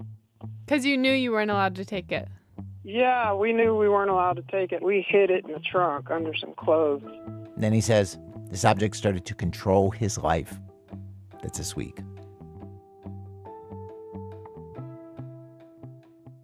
I want to make a movie about this. The Arts Hour brings you film. The themes in it are so far ahead of their time. Books. The detail is amazing. Art. There's all the personal stuff. Theatre. Lots of singing and dancing and colours. Music. The dance floor is made for dancing. And everything in between. I want it to be exciting. That's the Arts Hour with me, Nikki Beatty. I really identified with it. From the BBC. The Arts Hour, Friday nights at 9 on News 88.7. Support comes from the Clarion at Brazosport College in Lake Jackson, presenting the New York Tenors with the Brazosport Symphony Orchestra, November 9th. Tickets available at brazosport.edu/Clarion or by calling 979-230-3156. Support comes from the Houston Ballet, presenting Stanton Welch's The Nutcracker, a holiday tradition. Clara and the Characters, intricate sets, and new discoveries return to the Wortham November 28th to December 28th. Tickets at HoustonBallet.org.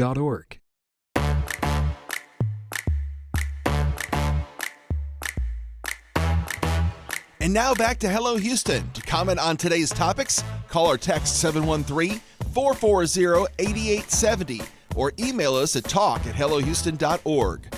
Now here's Ernie Manous, Celeste Diaz-Sherman, and Frank Billingsley. This is the final week for early voting in Harris County. Go to the polls before Friday if you want to vote ahead of Election Day. But if you're one of those traditionalists who wants to hit it Election Day, that is a week from tomorrow, Tuesday, November 4th. In my script, it says 3rd, but it's the 4th. If you still have questions about deadlines, applications, mail-in voting, or anything procedural, today is your chance. Joining us now to answer your questions and walk us through the process is Harris County Clerk Teneshia Hudspeth. Teneshia, welcome back to the program. Good afternoon, and thank you for having me on Hello Houston. Thank you. For those of you with questions, concerns, all of that, you can either call or text us at 713-440-8870. I guess the best place to start is, how is early voting going so far? Well, Any big problems? It's going fairly smooth. In an odd year election, people, especially after presidential, people kind of think, oh, I've done my job, and they don't realize you have another job next November. Yes. And it came up pretty quickly. Yeah. And as a matter of fact, this is the most important job if you live and pay taxes in the state of Texas. They're local elections, right? Mm-hmm. Statewide and county and city. And we have some special races on this ballot that typically wouldn't take place in an odd year. So the first week was steady and smooth, but definitely not the turnout that we see, obviously, in a larger election.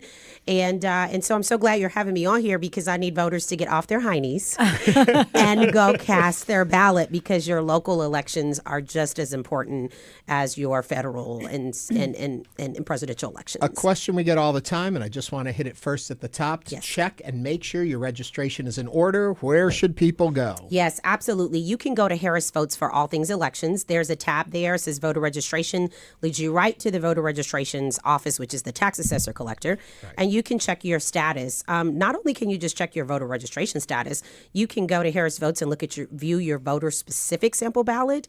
I encourage to not only make a plan to vote, but do your homework. I mean, 17 state constitutional amendments for and against, and as we all know, what for may not be for. It could be the opposite, and so they're not so easy to understand. So I encourage voters to do that. Look at your specific sample ballot. Also, search and see which one of the 70 different early voting centers you can choose from to go cast your ballot. And there are no waits. There are no lines, so no excuses. You can get in and out quickly these days. That's right. You can get in and out fairly quickly. But voting has been steady. It is fairly low. And this week, you all are going to help us inform voters and make sure that they know they have the opportunity to cast their ballot. Regarding a sample ballot, could somebody print that out? Absolutely. And take it with them? Because I'm looking at my sample ballot right now. I mean, there's so many propositions on here. I'm looking at this, and I would want to make sure that I go in and I'm ready. Yes. So you can print it out. You can take it in with you. Written materials. The magic phrase Don't bring it on your phone. is written materials. As much as we live our lives connected to our phones, right? You can't use that within the voting booth, but you can bring a printed copy of that sample ballot, even your notes on a notebook, as long as it's written materials is what Texas Election Code prescribes. So what do we need to bring with us as far as ID? Because I just moved. Okay. So my address changed, my voter registration changed, my forwarding address changed, and my driver's license changed. Yes. What will you accept from me to let me vote? Yes. So you can still use your driver's license. If it's not a Texas ID, if you've moved out of state, you can use your Texas driver's license. You can use any ID that's provided by the DPS. You can also use your passport. You can use a birth record with a photo on there. United States military IDs. You can also use your handgun license. Any of those documents will work, not just a driver's license. And DPS also will provide for free an election identification card if it's in a very small window of time that you can walk it with that day. So if it's an old, like if it's my old address on my driver's license. You can still use it. You can still use it. You can still use it. It doesn't stop you from voting as long as that voter registration is up to date. Now, if you are voting and you didn't update your voter registration by the deadline, you're still going to vote according to where you were registered before.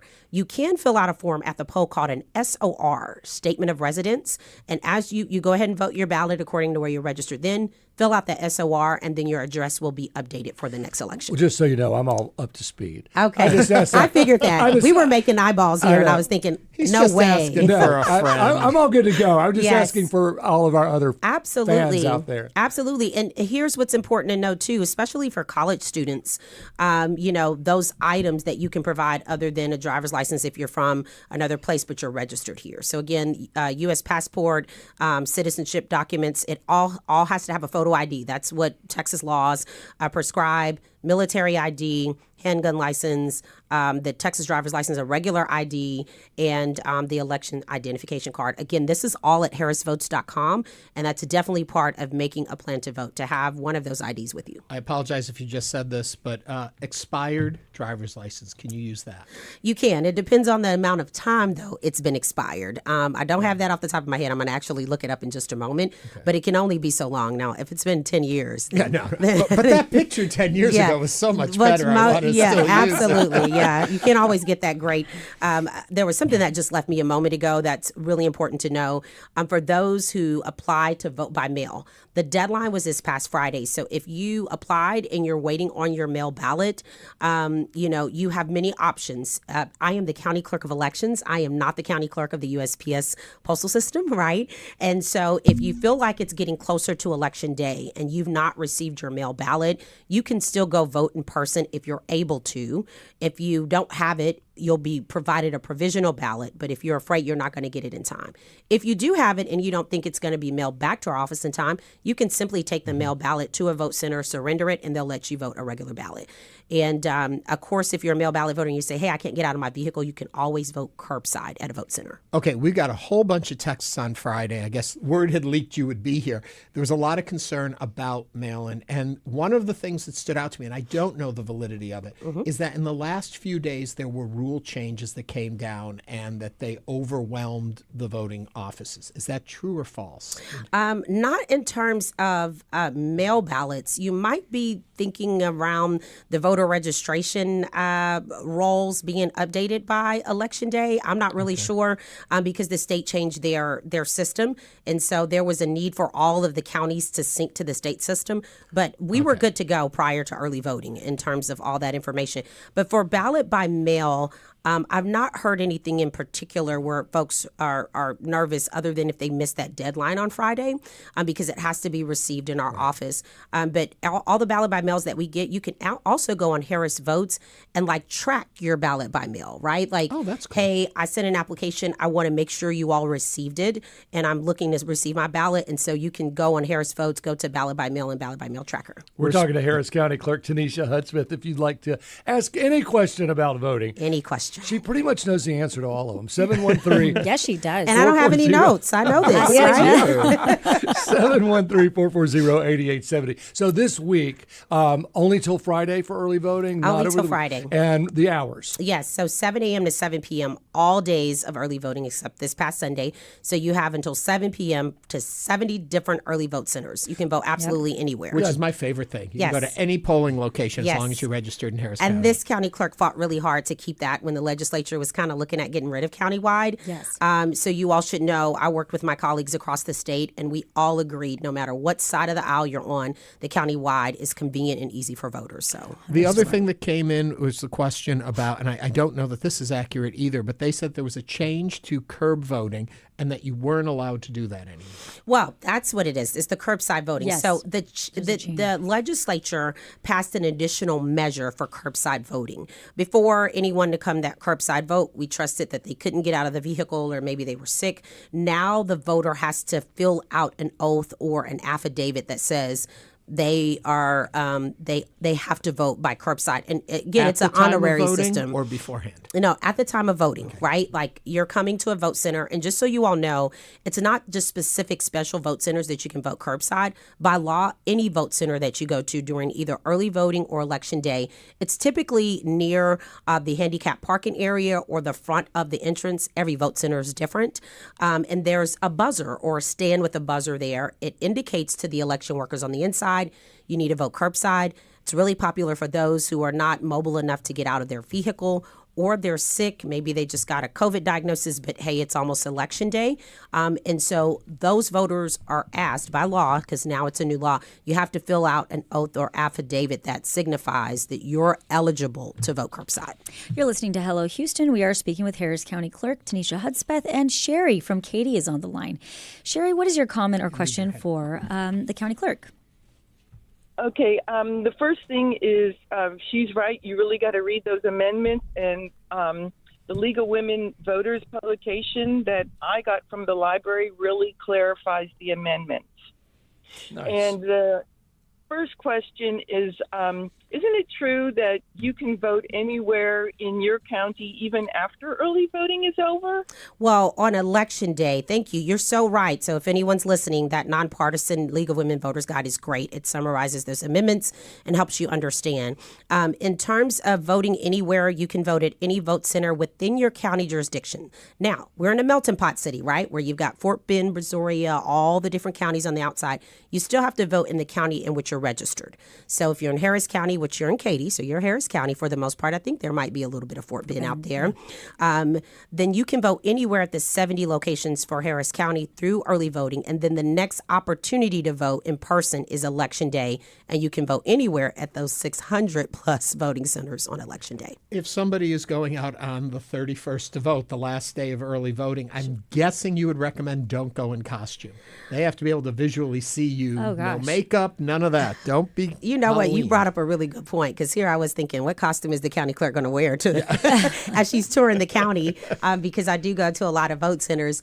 Halloween is always a lot of fun, and I'm sure that voters will have on costumes. Even maybe some of the election workers will have a little bit of fun with it. But look, if you're painting your full face and we can't recognize who you are, that's part of the voter ID law. So you might want to think about painting your face, maybe voting earlier that day so that you can be ready for that night. But that's a really good point. Like, don't go all full out, covered face, because that could be an issue. And yes. we did have another question on YouTube who would like to know, can I bring my teenage daughter, 13 years old, with me to vote early? You can absolutely do that. I bring my 9-year-old son with me to vote. And I remember my mother doing the same thing when I was a child. So yes, pass it forward. You can definitely bring your daughter with you to vote and have that experience, because we need to make sure she's a voter in a couple of years. That's right. If you have an elderly parent, yes, but not someone who's affected with dementia or anything like that, so they are fully Mentally aware, incapacitated. but need help to vote, can you go into the poll with them? You can absolutely do so. So you have different choices when you need assistance at polling locations. You can have an election worker assist you, or you can bring a family member or your 13-year-old daughter. This is very prevalent if you need someone to translate a language for you other than what the ballot, the languages that we have on the ballot. So a family member can come. They will take a little oath there saying they're going to guard the purity of the election and not tell you how to vote. But family members can, not your employer or like a labor union, obviously, or a candidate that's outside saying, will you vote for me? You want to be very careful. If it's a family member, you're good to go. Mm-hmm. Why do you think so many people don't vote? Yeah, that's a good one. We need a whole nother segment for that topic. There's a lot of voter apathy going on. And one thing I'll say for sure is it depends on how sexy the ballot is. And what I mean by that is, what's the platforms? What are the candidates that are running? What resonates with individuals? And while I'm the county clerk, right? I think every election's sexy, or it should be, right? And so we'll use that verbiage today. But, I think voters are driven by the circumstances of their counties, their state, their nation, what's going on, what resonates with them, and what doesn't, right? And right now we're in a different time, let's just say that. You have social media that's so heavily influenced. You don't know what's truth, what's myths, right? But people are driven by large elections where there's a lot of money spent to advertise, right? And why overall, I think maybe we can have some listeners come on one time and say, here's why, I don't particularly vote. I've heard so many different variations of things, but do know that when you don't vote, those are others that are making decisions for you. And local elections tend to suffer just a bit because turnout is so low. So that's why we're here today, because we want everybody to make their voices heard. You talk about it being a sexy election. This one, if we're using that term, is very sexy because of Texas 18. And explain. Absolutely. We've heard so much about the map change and districts and all that. Yes. So typically in the odd year, you don't see a special congressional district election. But you all know that the former mayor and former Congressman Sylvester Turner passed away in March earlier this year. The governor called the election for November, making this a special election for Congressional District 18 to fill the vacancy, because the office has been vacant since March of this year. No representation. 800,000 individuals live in CD 18, and 400,000 of them are registered voters. And so this election is important because CD 18 needs representation. So the person that's elected will fill the current vacancy through into next year, but they'll also, that race will be on the ballot in 2026 for the midterms to fill the full term. So this is not going to be the last we hear about CD 18. What's more important to know is there were 2 special sessions following the legislative session, and redistricting was on the menu during the legislature. And there will be map changes of CD 18 and 2026 starting the primary. So voters that vote in CD 18, if you've always been registered in CD 18, the lines have not changed for this November. They will change in 2026. But there is a pending court case taking place too. So, it just makes my job lovely, by the way, just so you all know. You ever thought it'd be boring? But the to vote for CD 18 though would only be on the people's special ballot. Is that right? That's right. Only those that are. This is really important to hear, listeners. Only if you are registered and live in CD 18. There are some individuals, voters, that are going to vote centers thinking if they go to a certain area of the county, they'll see it on their ballot or they see the candidate on the news. But you have to live and be registered in Congressional District 18 to vote in that race. Right, your ballot follows you. Your ballot follows you. Where you live determines what's on your ballot. Now, the entire state will have the state constitutional amendments, which should be sexy because it's got everything from homestead exemptions to taxpayer dollars, health care, the judicial system. Those amendments cover it all, so it should be sexy, but And so, for example, I have a council member at large position on my ballot. So there are other other special elections races, including the City of Houston at large 4. So the former council member, Letitia Plummer, or current council member, is vacating her seat to go run for another office. So that special race is on the ballot. And just so you know, CD 18 has 16 candidates in that race. City of Houston at large 4 has 15, and I think an opportunity for a write-in. And so, voters, when I say do your homework, I mean, that League of Women Voters Guide is going to be really helpful because some of those candidates provide their platform for you to help make a decision. If we have a special election runoff, yes. When will that be? It will be so. This is really good. This gets better. We're getting into Listen it. up, Good right? question, Frank. So after this November, so there are other jurisdictions or entities throughout the county that we might be conducting elections for. Everything from Houston City College Trustee Board to Baytown, so on and so forth. So for those races in November that don't get 50% of the vote and 50% plus one vote, they will have a runoff in December, but not CD18. So City of Houston at large 4 or any other races could go into a runoff in December, which will likely happen December 13th. CD18's runoff can't take place until January because for a congressional district race, you have to have 45 days prior to the election to get mail ballots out into the field. So we're talking about a bigger race. And the Texas election code says when there's a special election for Congress, you can't have the election no sooner than 70 days out or no later than 77 days out after the election is canvassed. So election night happens. The results are unofficial until the election is canvassed, which is typically 10 to 14 days after that election. Wow. So the governor will have to call a special runoff, which will take place in January. And it definitely has me sitting by the edge of my seat wondering what's going to happen next. But we won't know that until election night. Could he delay that runoff? No, but I mean, not. Well, let me be careful in how I answer this. According to law, it has to take place in January. Okay. Could there be a delay? I don't know, right? If we're following the law, then it happens in January. Where it will get sticky is that, this is the third largest county in the nation, the largest in the state of Texas.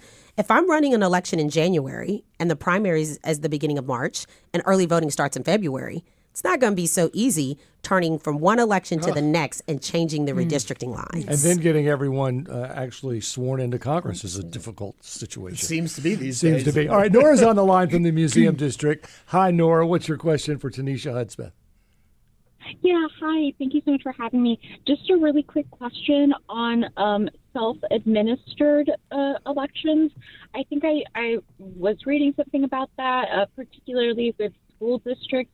I was just wondering what that means and if that means that they might have polling locations that are separate from county-run locations. That's a very good question. You must live a little bit in the political bubble.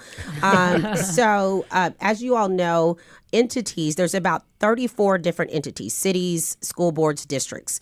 They can contract with the county clerk's office to run their elections, or they can choose to administer their own elections. So there are parts of the county like City of LaPorte who have their own elections team that runs their elections. And so if that is the case for this November, then those folks will have to go to the vote centers that they designate in their particular area.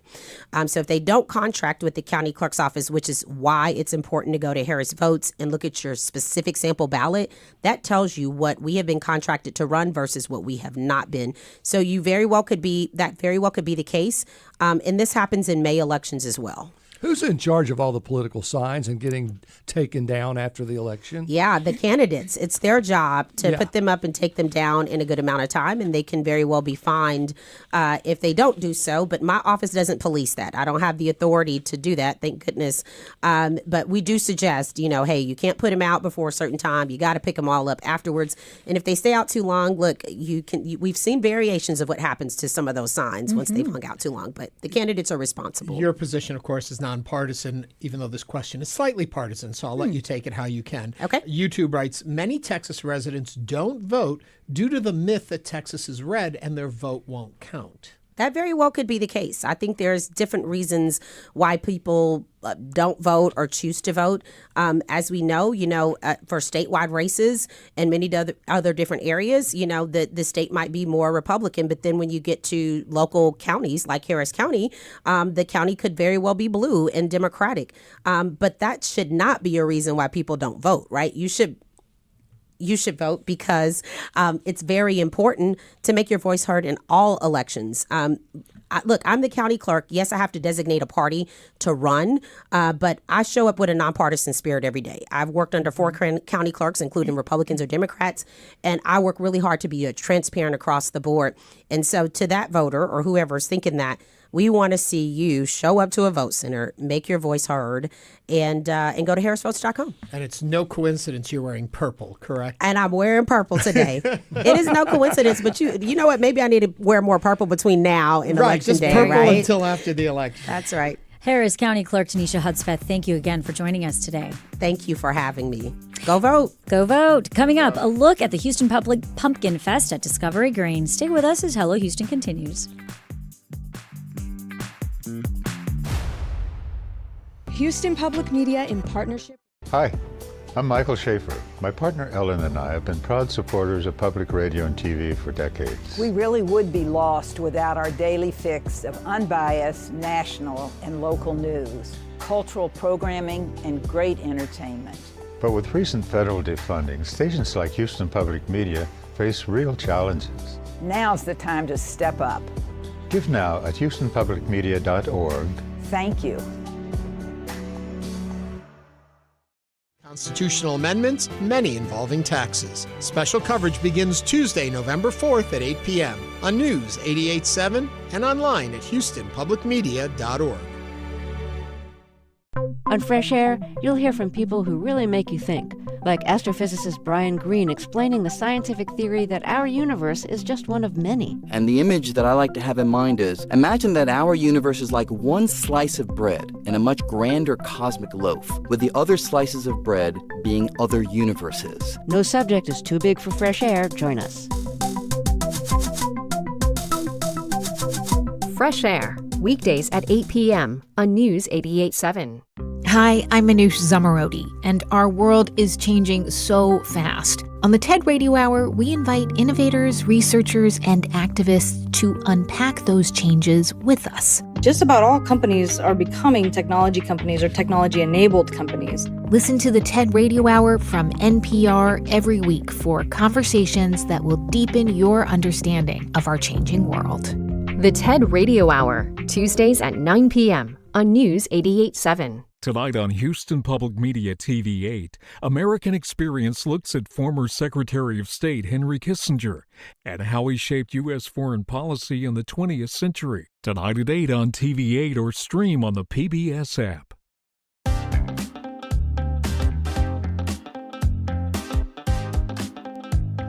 And now back to Hello Houston. To comment on today's topics, call or text 713-440-8870 or email us at talk@hellohouston.org.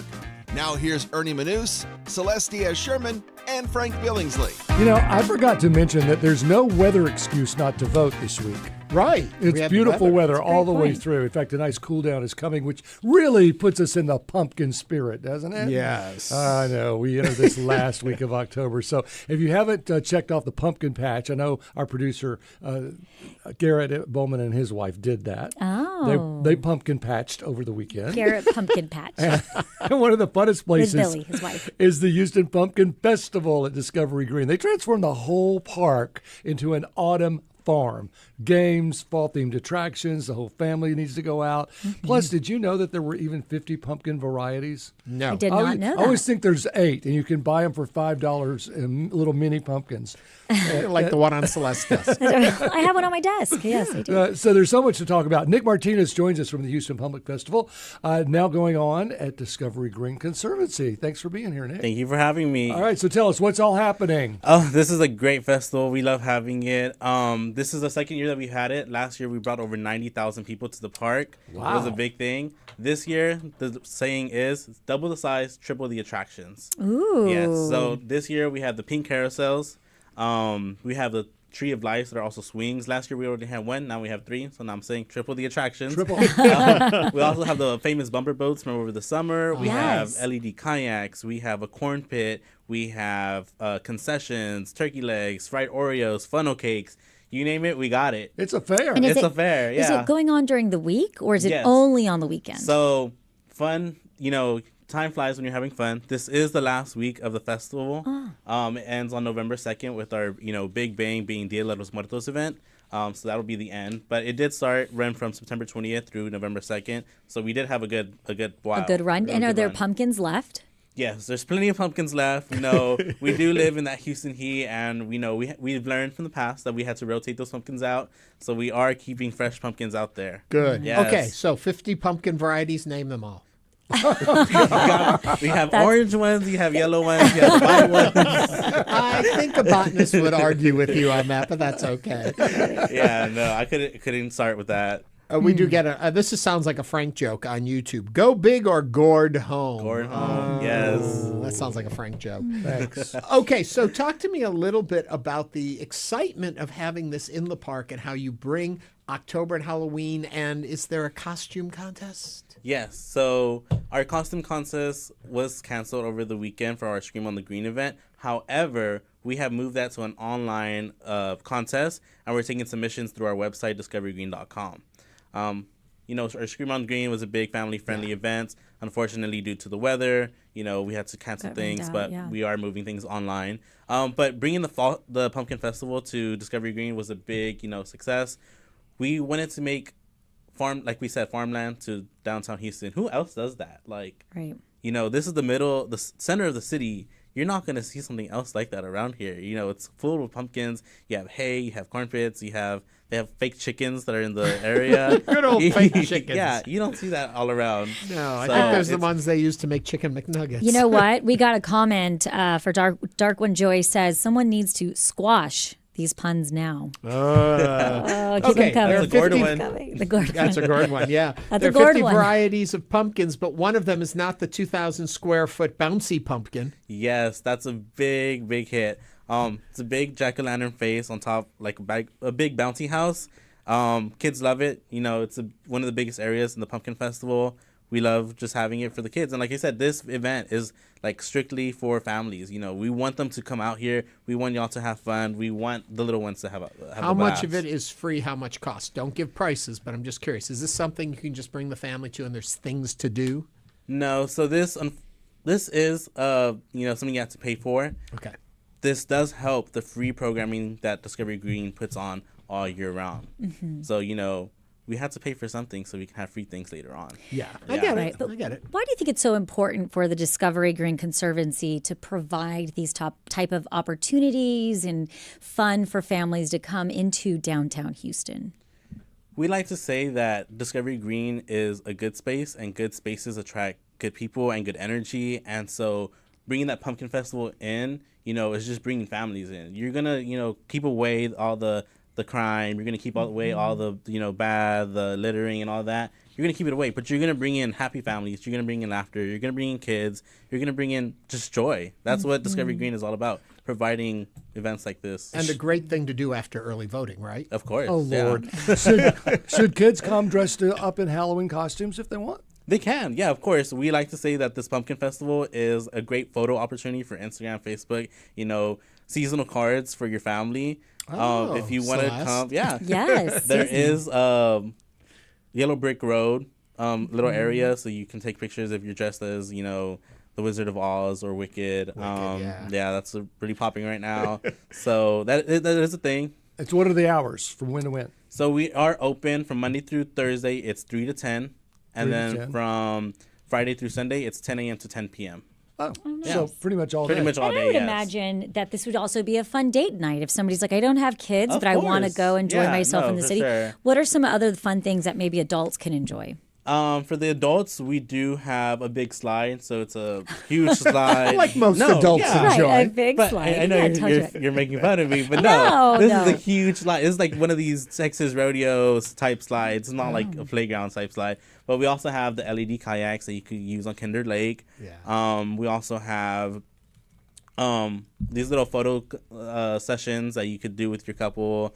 You can also, like I said, make the Instagram-worthy moments and take the cutest pictures. Well, you had me at fried Oreos. That's where I'm going. There's also the food, the tacos. We have sliders and Quickly stuff. before we run out of time, too, things coming up through the rest of the year.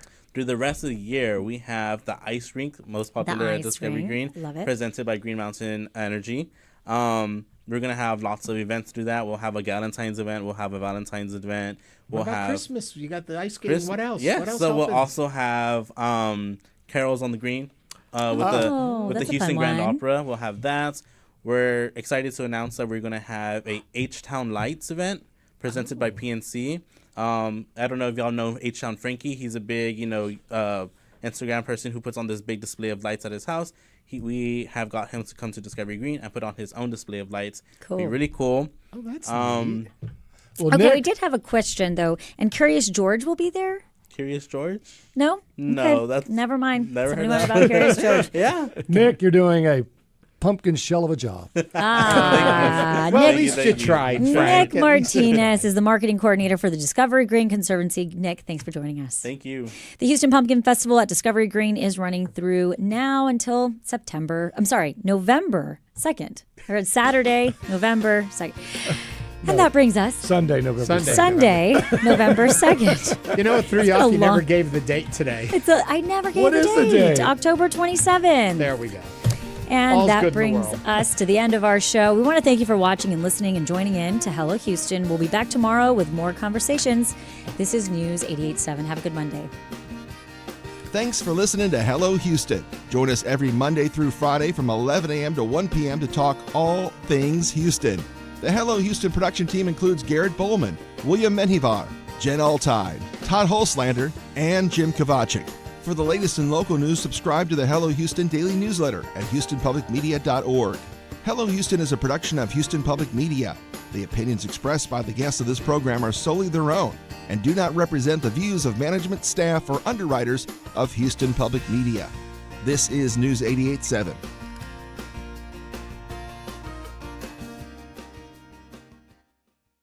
I'm Michael Schaefer. My partner Ellen and I have been proud supporters of public radio and TV for decades. Now's the time to step up. Give now at houstonpublicmedia.org Or call 888-909-0887. 79 degrees at the University of Houston. I'm Tiffany Taylor, looking at highs in the mid-80s and lows in the upper 60s. This is your NPR station, KUHF Houston, News 88.7, a service of the University of Houston. It's 1 o'clock.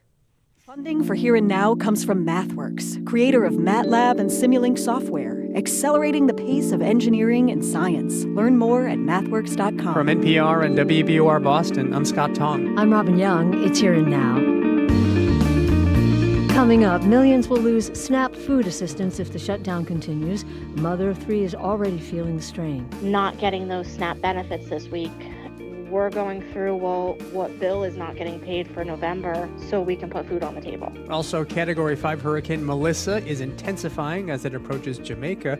We'll get the latest. And Californians go to the polls to vote on temporarily changing election maps after Texas lawmakers did it first. Big names are weighing in, including a former president. Prop 50 puts our elections back on a level playing field, preserves independent redistricting over the long term, and lets the people decide. Coming up, Here and Now. After this news. Live from NPR News, I'm Lakshmi Singh. The government shutdown is in its fourth week. Congressional leaders say they are no closer to an agreement to end it. More than 1 million federal workers have missed a paycheck. A popular food assistance program is almost out of money. NPR's Sam Greenglass reports. This shutdown is now the second longest in U.S. history, but both Republicans and Democrats see coming impacts that could compel the other side to back down. Democrats, like House Minority Leader Hakeem Jeffries, think expiring health care subsidies will be harder for Republicans to ignore after November 1st, when open enrollment begins for Affordable Care Act marketplace plans. Tens of millions of Americans are going to wake up to the reality that their premiums, copays, and deductibles are about to explode. That same day, funding for the food assistance program SNAP is expected to run out, and Republicans are warning of flight cancellations and delays if the shutdown persists through Thanksgiving. Sam Greenglass, NPR News, Washington. On the sidelines of an economic gathering in Malaysia, American and Chinese negotiators have said they agreed to a framework on a deal addressing tariffs, rare earth minerals, and fentanyl. President Trump has said there could also be a final deal on keeping TikTok operating in the U.S. Trump and Chinese President Xi Jinping are expected to meet Thursday at a separate economic meeting in South Korea. Kirk Campbell, who served as Deputy Secretary of State during the Biden administration, raises concerns Trump may give China too much flexibility on key technologies in order to secure a deal in the short term that boosts largely agricultural products. Many people are concerned that that's not a good deal for us, and that those areas, AI chips, semiconductor capabilities, those are our high card. And the president is actually, I think, contemplating trading that away for short-term political benefits that might be good for him in next year's election. Campbell speaking with NPR's Morning Edition. Foreign car makers are looking more closely at U.S. suppliers to avoid tariffs. Stephen Basaha of the Gulf States Newsroom reports from an auto industry speed dating event. Carmakers and suppliers met for rapid-fire 5-minute meetings in Huntsville, Alabama during the Southern Automotive Conference earlier this month. Marlena Melantine represented the Mazda Toyota factory in Alabama. We're looking for ways that we can maybe save money